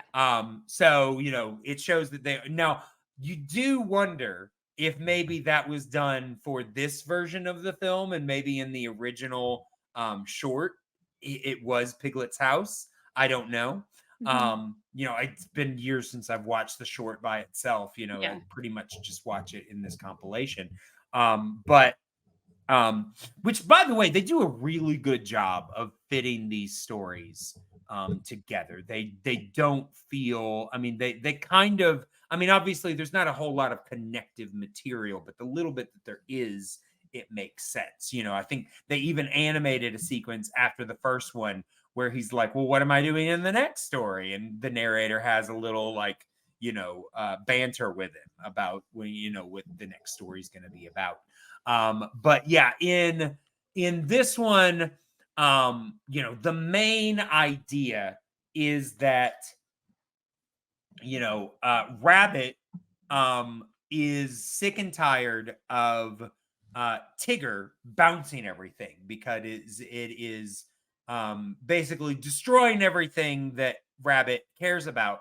But I'm just like, Rabbit, Tigger should be your best friend, because he is causing chaos. You're not having to do it yourself, and your life is miserable. And you get to exactly be like the recipient of the chaos. Exactly. It's like, Tigger does all the work for you, Rabbit. Yes. Come on. But again, part of this whole masochist thing is he has to have something to complain about. Yeah. So again, Tigger should really be I think Tigger is secretly Rabbit's best friend. Oh, absolutely. But yeah, he has a meeting basically to discuss the Tigger problem. And they show in this meeting, the only people that showed up for the meeting were Pooh and Piglet. And I'm just like, I don't have a lot of hopes for this group. Because I'm like, they both mean well. But that, Piglet, although I will say we're going to discover Piglet has a bit of a dark streak. But, at least on the surface, he's so meek and mild. He's not going to enact a whole lot himself. And Pooh probably really just came because he was told there were snacks. Which is also probably why he's now taking a nap. They constantly have to wake him up throughout this situation. But ultimately, they land on the idea that they are going to take Tigger out and get him so lost and then leave him that by the time they go and find him, that he will, basically have learned some humility and, just, kind of be, have grown up and calmed down a little bit. Basically Rabbit wants to turn Tigger into himself. Yeah. And, the way to teach somebody to grow up is just throw them in the woods somewhere so they get lost. Yeah. Just, cause a lot of trauma in their life. Yeah. That's how you help someone grow up. I mean, yeah. But he excuse me. They take Tigger out, and I will say Tigger is basically leading the way this whole time. So I don't know why they ever think that he's lost. Because he's in the front the entire time. But eventually they go and they hide in the log, and he even is like, looking for them, and he can't find them and goes off without them. And they start to head back, and they're like, oh, he's lost. And I will say it's at this point that I realize, ooh, Piglet's got a little bit of a sadistic streak because they're just like, they hide in the log, and Piglet's like, Tigger's really lost right now, isn't he, Rabbit? And he's just like, oh, yeah, he is. He's just like, oh, this is so much fun. And I'm just like, geez, Piglet. It's just like, ooh, we're causing a lot of pain right now. Tigger's going to need a lot of therapy, isn't he? This is great. So much fun, isn't it, Pooh? I love causing trauma to my friends. That's really what's happening. I'm just like, ooh, Piglet just went real dark. But yeah, Piglet always had it in him. Yeah. Oh, I'm sure. I mean, for crying out loud, his house just got away because of a spelling error. Yeah. Piglet has earned a little bit of darkness. It's allowed. Yeah. I think if this had been Eeyore, he would have been like through the roof. Yeah. But yeah, they go off, and of course, wouldn't you know it, they're actually the ones that are lost.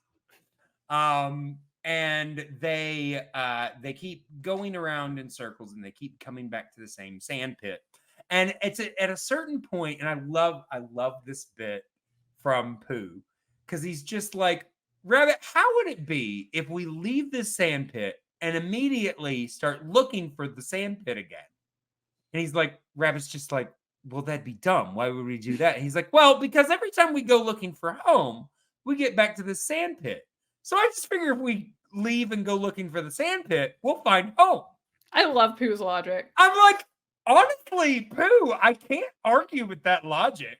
Yeah. That's actually pretty sound. And Rabbit is just like, no, of course, if we left and went looking for the sand pit, of course we'd come back to the sand pit, and I'll prove it to you. And he goes, and of course Rabbit never comes back.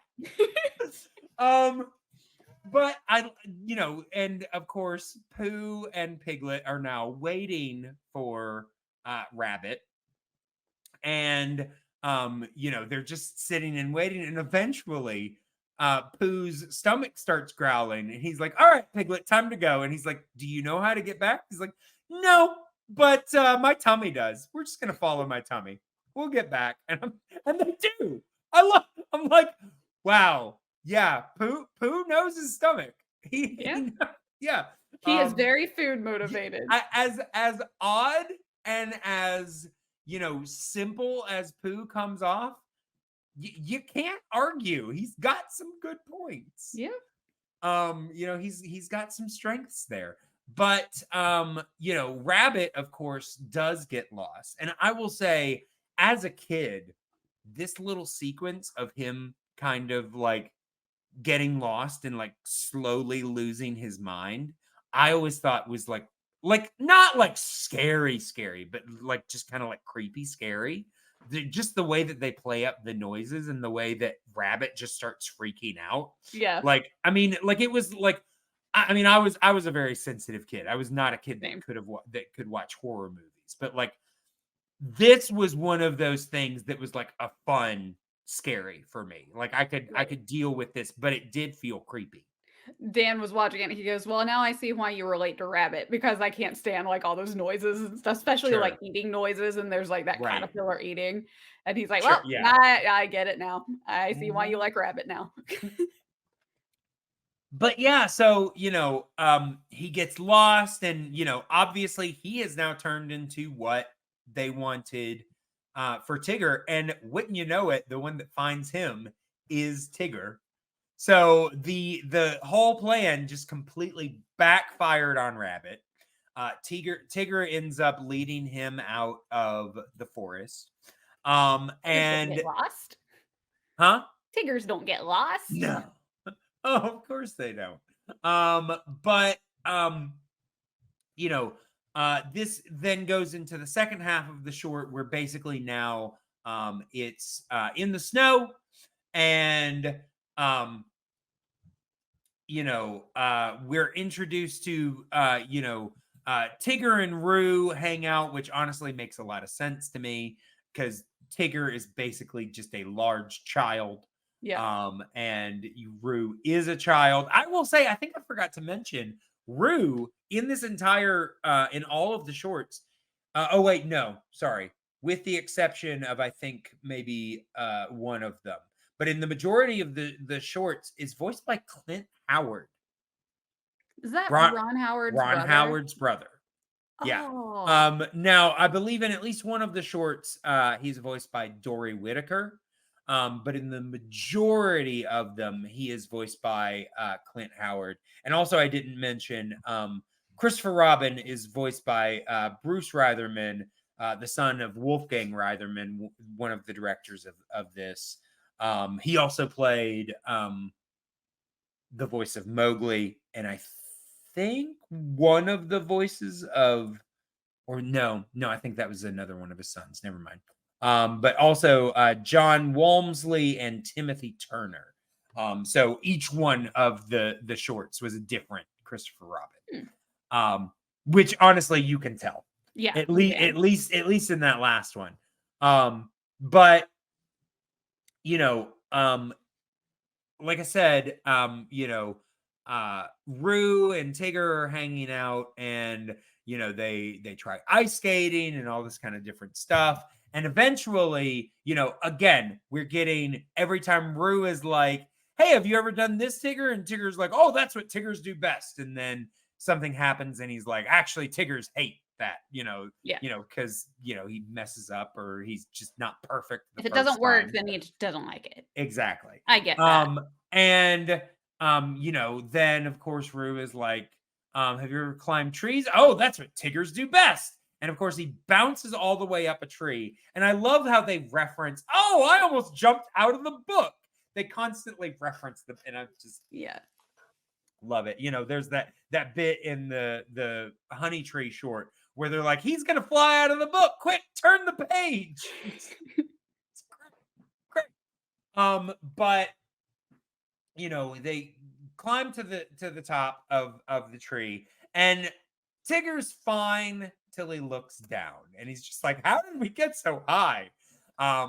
Obviously Tiggers do not do heights. No. And so from this point on, he is stuck in this tree. I will say Rue stays in the tree, but I think Rue really could get down any way that he wanted to at any point. But he wasn't gonna leave Tigger. No. He keeps saying, I'm fine, but Tigger's stuck. Yeah. And he is, I will say, he doesn't help at first though, because he just starts swinging on Tigger's tail, which, not only like moves Tigger around, but shakes the top of the tree. And eventually everybody comes to, help the two of them get down.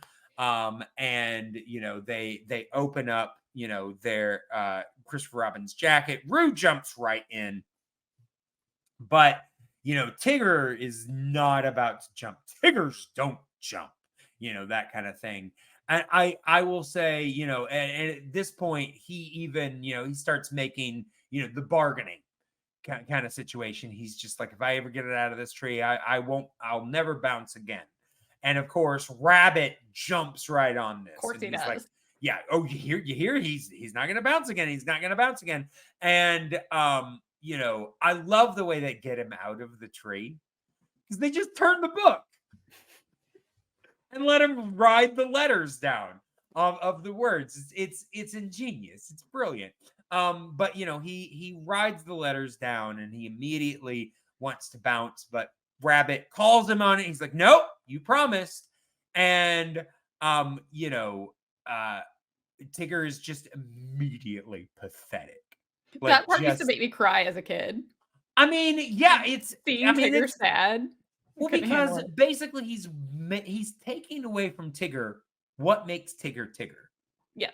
Because really, without that, Tigger doesn't have an identity. No. And he's just like, so now he's just sad Tigger. And I will say, I noticed immediately when Tigger starts to come to the realization that he's never going to be able to bounce again. And I don't think I've ever noticed this before. That's when it starts snowing. Oh, I never noticed that. Yeah, so I was like, oh, sad snow. Because obviously there's snow on the ground, right? But they are, they're just, there's no snow falling until he goes to bounce, and the moment that Rabbit's like, no, you promised you'll never bounce again, that's around the time that it starts snowing.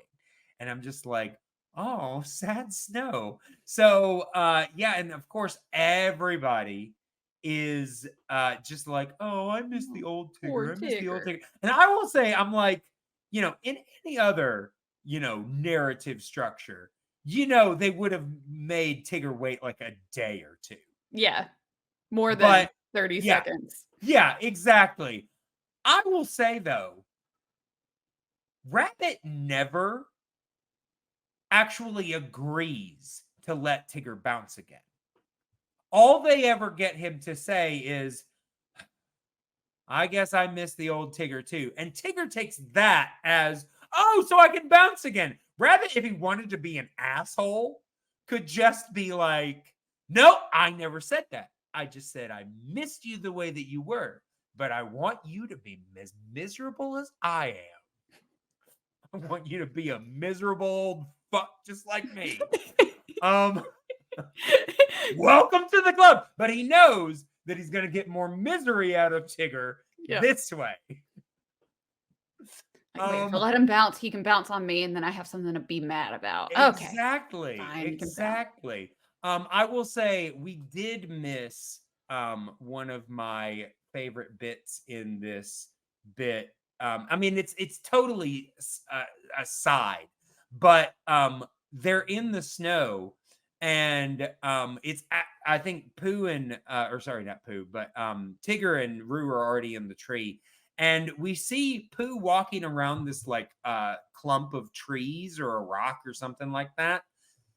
And we realize pretty quickly he's tracking himself. Yes, that's hilarious. And then, of course, Figure out what it Piglet is. joins, and eventually Pooh sees Piglet's tracking, and he's like, "Oh, this is very interesting.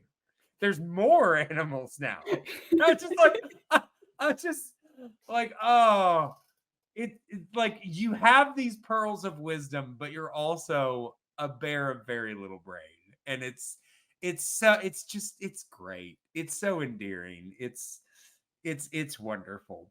But yeah, I will say, is there anything else about these segments that this film in particular that you wanted to talk about? I think we pretty much talked about it. I just love the dynamic with Rabbit and everybody, Sure. and how he's just like, I just want to be mad all the Yeah. time. But I'm just imagining with Owl losing his house and everybody just being like, not it. I do not want to listen to him. Because anytime I see Owl, it's like, oh God, I have to listen to his stories. Yeah, It's the same with when I see Jiminy Cricket, and I'm like, ugh.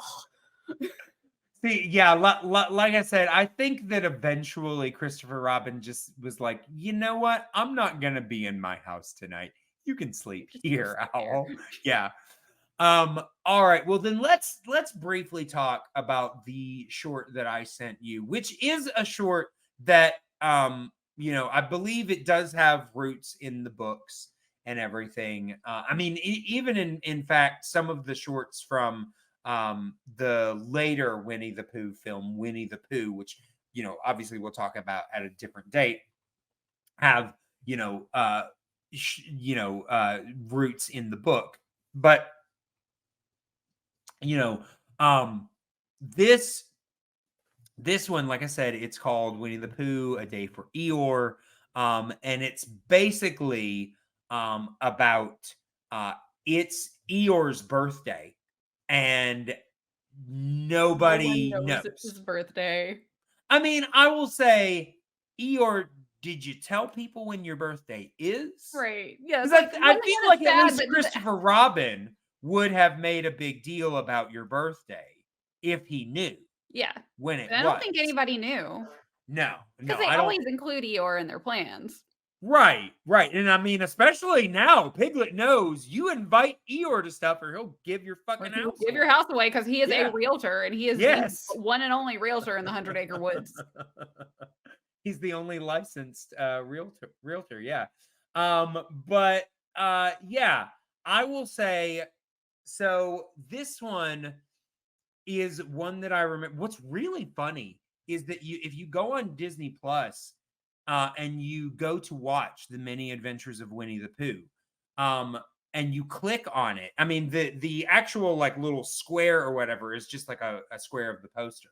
But if you click on it, the image where you can choose to press play is actually an image from this short, not from The Many Adventures of Winnie the Pooh.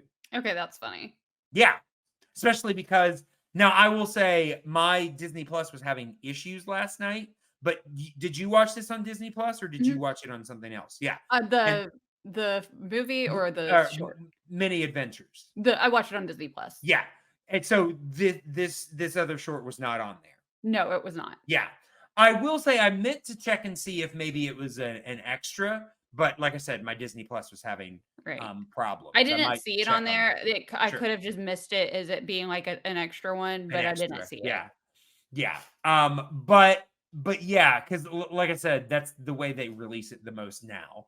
But like I said, I saw this one a lot as a kid, and I will say the thing I remember the most about this short is Pooh Sticks. That's what I remember the most too. Yeah, and it was one of those like I rarely saw it, and then was like, I know this cartoon exists, and I can't find it anywhere. I will say, I think the first time that I watched The Many Adventures of Winnie the Pooh as an adult, as an older person, I was like, wait a second, where's Pooh Sticks? Because I was like, I know that is a thing that I saw, and eventually, I mean, you can find this on YouTube. It's easy to find. Yeah. But like I said, I think that I would be interested to see a copy of The Many Adventures of Winnie the Pooh that actually tried to fit this in as part of the film. Because honestly, I think where the film ends is kind of perfect, but also the way the short ends is pretty decent as well. So it feels like a weird thing to tack on. But I'd be interested to see how it plays, especially because, like I said, it feels different, even though a lot of it looks very much the same. I mean, there are some slight differences. Honestly, most of which are very hard to describe. But there are certain things that you see and you're like, okay, yeah, this was definitely animated in the 80s and not, at the same time as the others. You know, but because I think in a certain way it feels a little bit more like the Disney television shows, even though it doesn't have that kind of cheapness. Right. It's not Saturday morning cartoon. Right. It doesn't. It still kind of feels like Winnie the Pooh, but there's a. I know like what I you're said, I'm not talking an about. animation person, so it's hard to describe it. But there's Right. something about the way that it is that it's like, okay, yes, this feels more like 80s than 60s and 70s. But I will say the thing that really stands out to me is the difference in voice cast. Like we mentioned, Sterling Holloway did not come back for this one. He had retired, I believe, maybe from acting by this point. But this one is, I believe, the only short in which Hal Smith actually provides the voice of Pooh. And I will say, I was, as I was getting ready to watch this, I was like, I've seen this. I'm trying to remember what his Pooh sounds like. I will say, I think he gets the tone exactly right. Where I think that he kind of fails as Pooh, I think he's a little too, his delivery is a little too bouncy. I think something that both Sterling Holloway and even Jim Cummings as Pooh later get is kind of the lethargic nature of Pooh. Yeah. I think Hal Smith's Pooh was a little bit too much like this, talked a little bit too much, a little too quickly, whereas Sterling Holloway and Jim Cummings was more like this. Hal Smith was a bit too bouncy, talked a bit too quick, had the right tone. Yeah. Like I said, I mean, I could still hear Hal Smith in there, but actually had the Sterling Holloway tone almost perfect. But something about his pace was wrong. Yeah, because he's got to have that sleepy from all that honey sound to him. Yeah. I think he was just a bit too quick. Honestly, though, the audio engineers could have fixed that. I'm just saying. That's true. Yeah, but yeah, obviously you've still got John Fiedler as Piglet. You've got Ralph Wright as Eeyore. Like I said, this is his last appearance as Eeyore. Paul Winchell as Tigger. One of the big differences, because I believe Junius Matthews, I think, passed the year after. I think he passed in 78. So that would have been the last time that he provided the voice of Rabbit. He's replaced by Will Ryan. Now, Will Ryan, if you hear Will Ryan's voice, you will be immediately familiar with it if you're familiar with 80s, 90s cartoons. Very prolific voice actor, did a lot of stuff. He, again, for me, what I know him the most for is Adventures in Odyssey. He's the voice of Eugene Meltzner from that.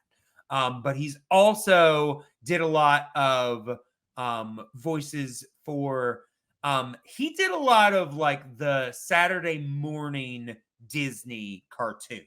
Like he provided voices in Gummy Bears and things like that. And honestly, when I hear his Rabbit, that's what I'm reminded of, is the Disney TV cartoons, which to me feels cheaper. Like I like Will Ryan. I like his voice, but something about the way that he's doing this delivery makes me feel like a a television cartoon rather than, movie. Yeah. Movie voice. Which is, because I've heard him do things that sound a little bit more professional, but I mean, apparently, he apparently did provide voices for Rabbit and Tigger in Welcome to Pooh Corner, which I never really watched. But Was that the one with like the puppets? Yeah. Yeah, I watched that one. That one was weird. Yeah. They had a PSA episode on inappropriate touching. Interesting. I'll have to find that for you. That's weird. But yeah, I mean, it's just, I will say his voice in particular takes me out of it a little bit. Obviously Hal Smith's Pooh being a little fast is a little jarring, but I think the story beats here are actually really good. It feels like a Pooh story. Obviously, we've got a different narrator in this one, because as I mentioned before, I keep wanting to call him Mr. French, even though I barely watched Family Affair. But Sebastian Cabot passed the same year Many Adventures came out. So in this one, the narrator is Lori Main, who apparently also provided the narration on Welcome to Pooh Corner. And apparently he was an Australian actor, although he didn't use his Australian accent for this. But yeah, I mean, the story, like I said, is pretty good. We're introduced to the concept of Pooh Sticks, which is basically a game that they play where they drop sticks in water, run to the other side of the bridge to see whose stick comes out. And as I was watching it, I never really thought about the fact that I'm like, how do they know whose stick is whose? Yeah. Really? Although I liked Rue's method of like using the tail to like get down further, and they're like, Rue. Yeah. Yeah, you know what's up, Rue. Yeah. I will say though, because that's where we see Eeyore for the first time, is they drop their sticks and Eeyore comes out on the other side. What the hell happened to their sticks? We never see their sticks come out. That's true. Did they get lodged in Eeyore somewhere? And where was Eeyore before they dropped their sticks? Was he just like waiting under the bridge just waiting for them? Just waiting for them. But I mean, they'd been playing there for a while, it seemed. So I'm gonna did they just not see him pass through? And really just didn't pay Eeyore any mind until their sticks didn't come out. No wonder, Eeyore's giving away their houses. They're ignoring the shit out of him. Eeyore, basically tells them that he's in the river because Tigger bounced him in there. We actually do a flashback. They go back and look to earlier in the story when we because Tigger's like, I didn't bounce him in. I just I coughed or something like that. And they're in Eeyore's like, no, you bounced me. And the narrator's like, well, we can solve this really easily. Let's just look at the page. And they literally show Tigger bouncing him in, and they're just all like Tigger, how dare you? But yeah, I mean, I will say Eeyore really doesn't seem fussed because he's just he seems to be enjoying himself in the river. In fact, the only reason he gets out is because now. Yeah, in fact, the only reason that he gets out is because Pooh drops a rock on top of him, which I'm just like, Pooh, I thought the whole point was to drop the rock next to him to create waves. You literally, the whole time that you're about to drop this rock, it looks like it's going to fall right on top of him. Is this secretly revenge for secretly is trying to murder Eeyore, making Piglet move in with you? What? Although I will say in this short, it looks like Piglet has his old house back. Kicked out owl. Yeah, either that or he has a new house because he's not living with Pooh, because he goes to his own house from Pooh's house.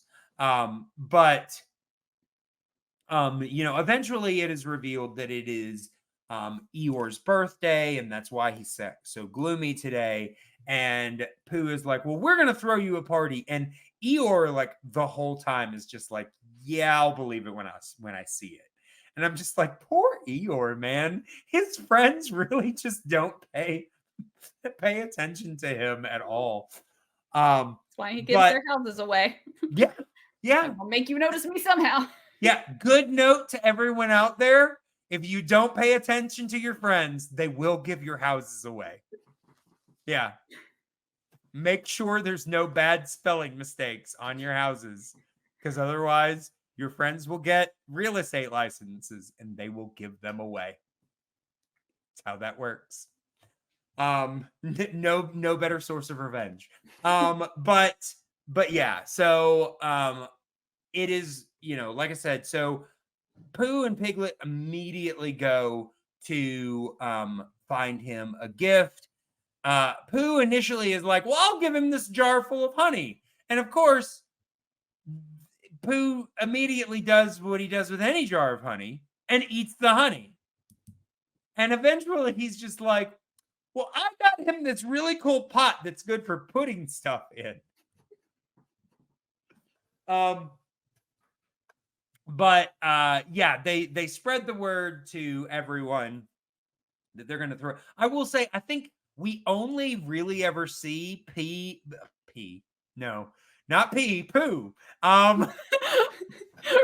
That was unintentional. Wrong I promise. excrement. Yes. Yes, some form of waste. But we really only ever see Pooh and Piglet give Eeyore gifts, although they do eventually throw him a party. But I think we only see Pooh and Piglet's gifts. But yeah, so Pooh and Piglet, Pooh gives him the useful pot for putting things in. And Piglet immediately is like, well, maybe I should give him a balloon. And Pooh's just like, that's a great idea. Yeah, give him a balloon. And of course, the balloon is bigger than Piglet. I think at a certain point, Piglet says, the balloon's about my size. I'm like, no, Piglet, that balloon was bigger than you were. But Piglet is doing good for a little bit. And then he runs into a tree. And then chaos ensues, and eventually Piglet ends up on top of the balloon, and the balloon bursts.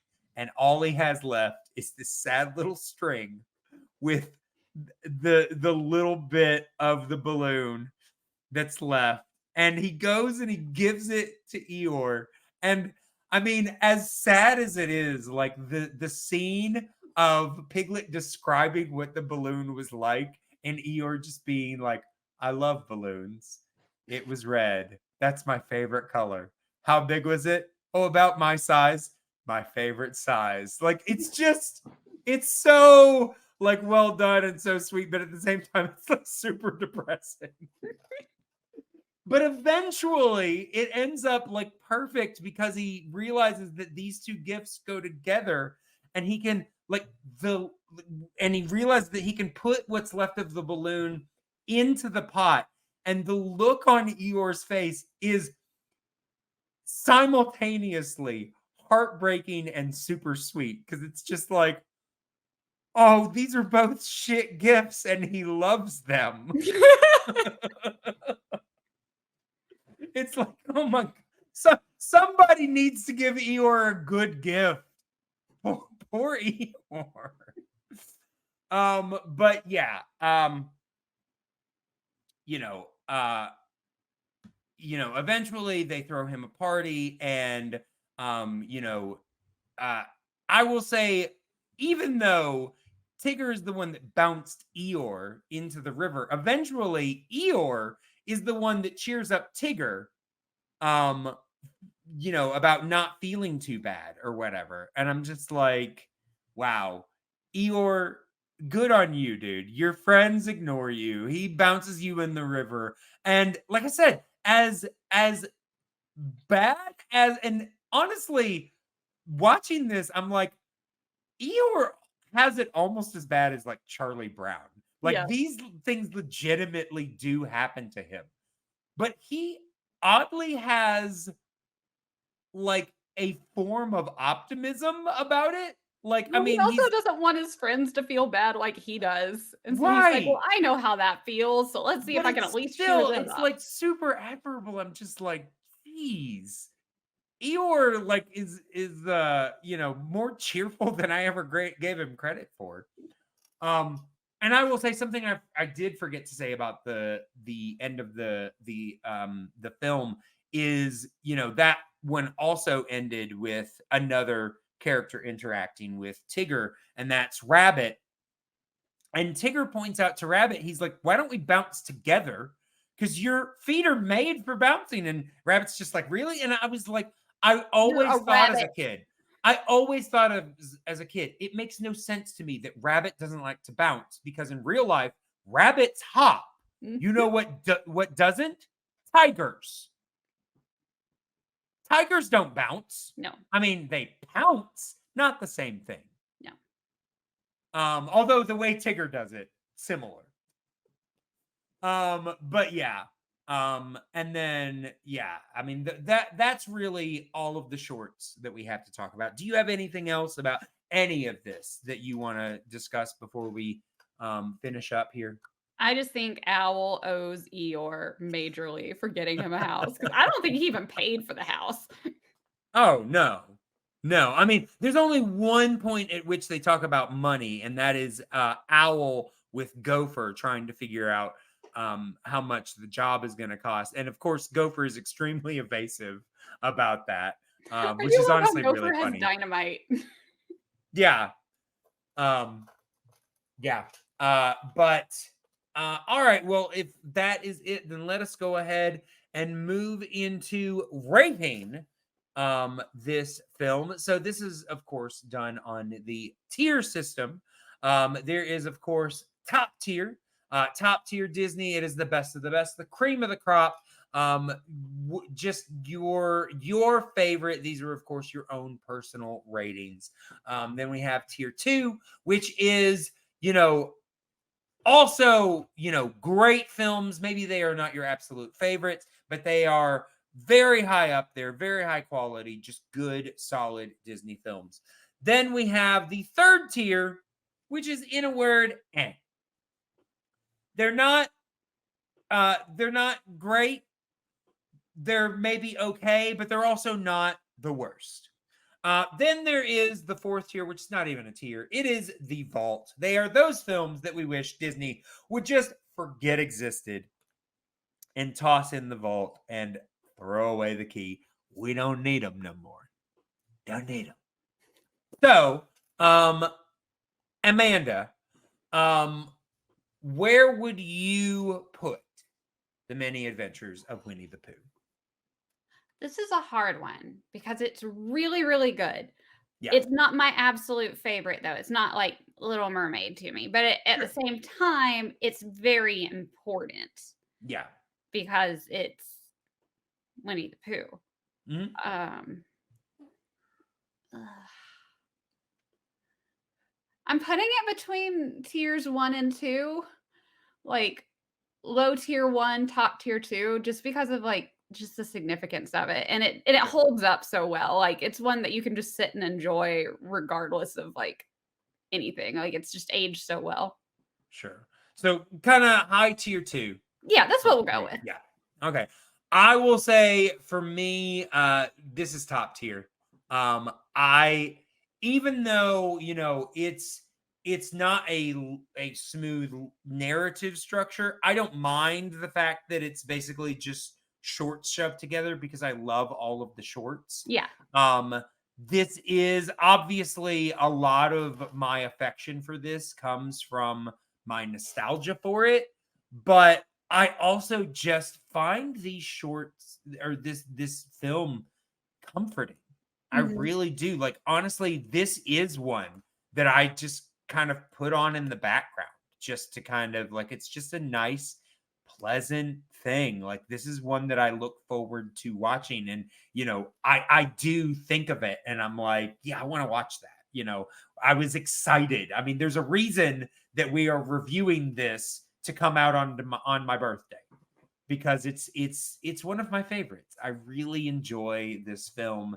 It's just a good, solid film, and I love it. I really do. I mean, like I said, maybe not the strongest narrative structure, but I don't need it to be. Each one of the shorts has their own strength, and they're all fun. And yep, top tier for me.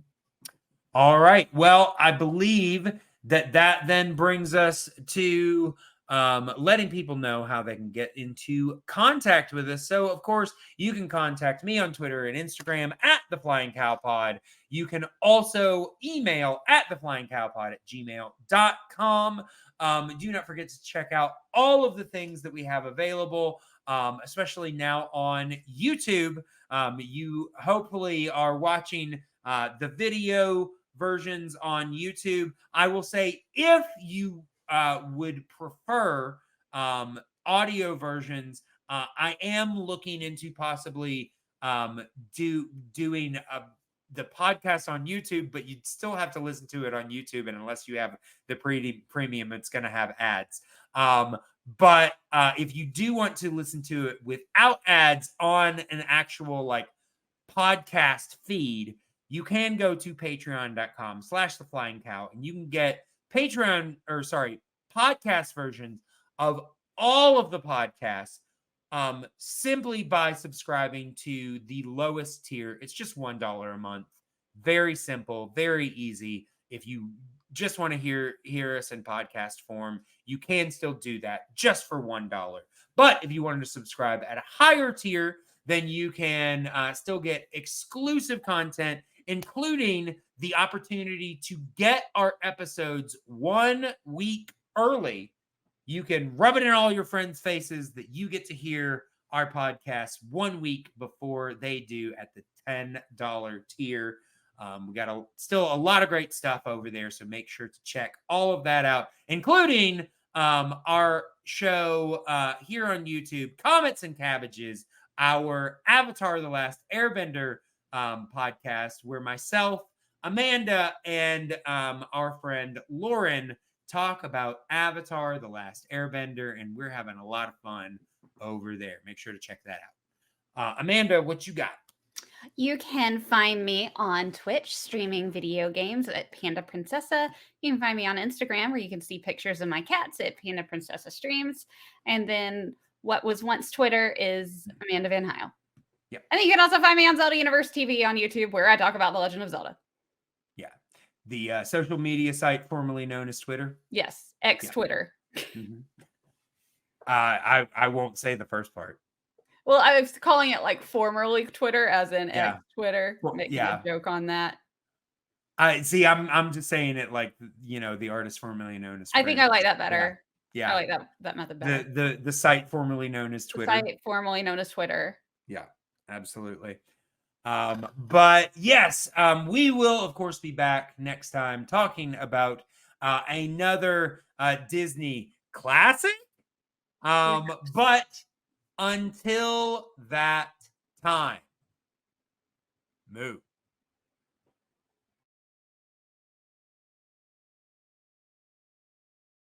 Moo.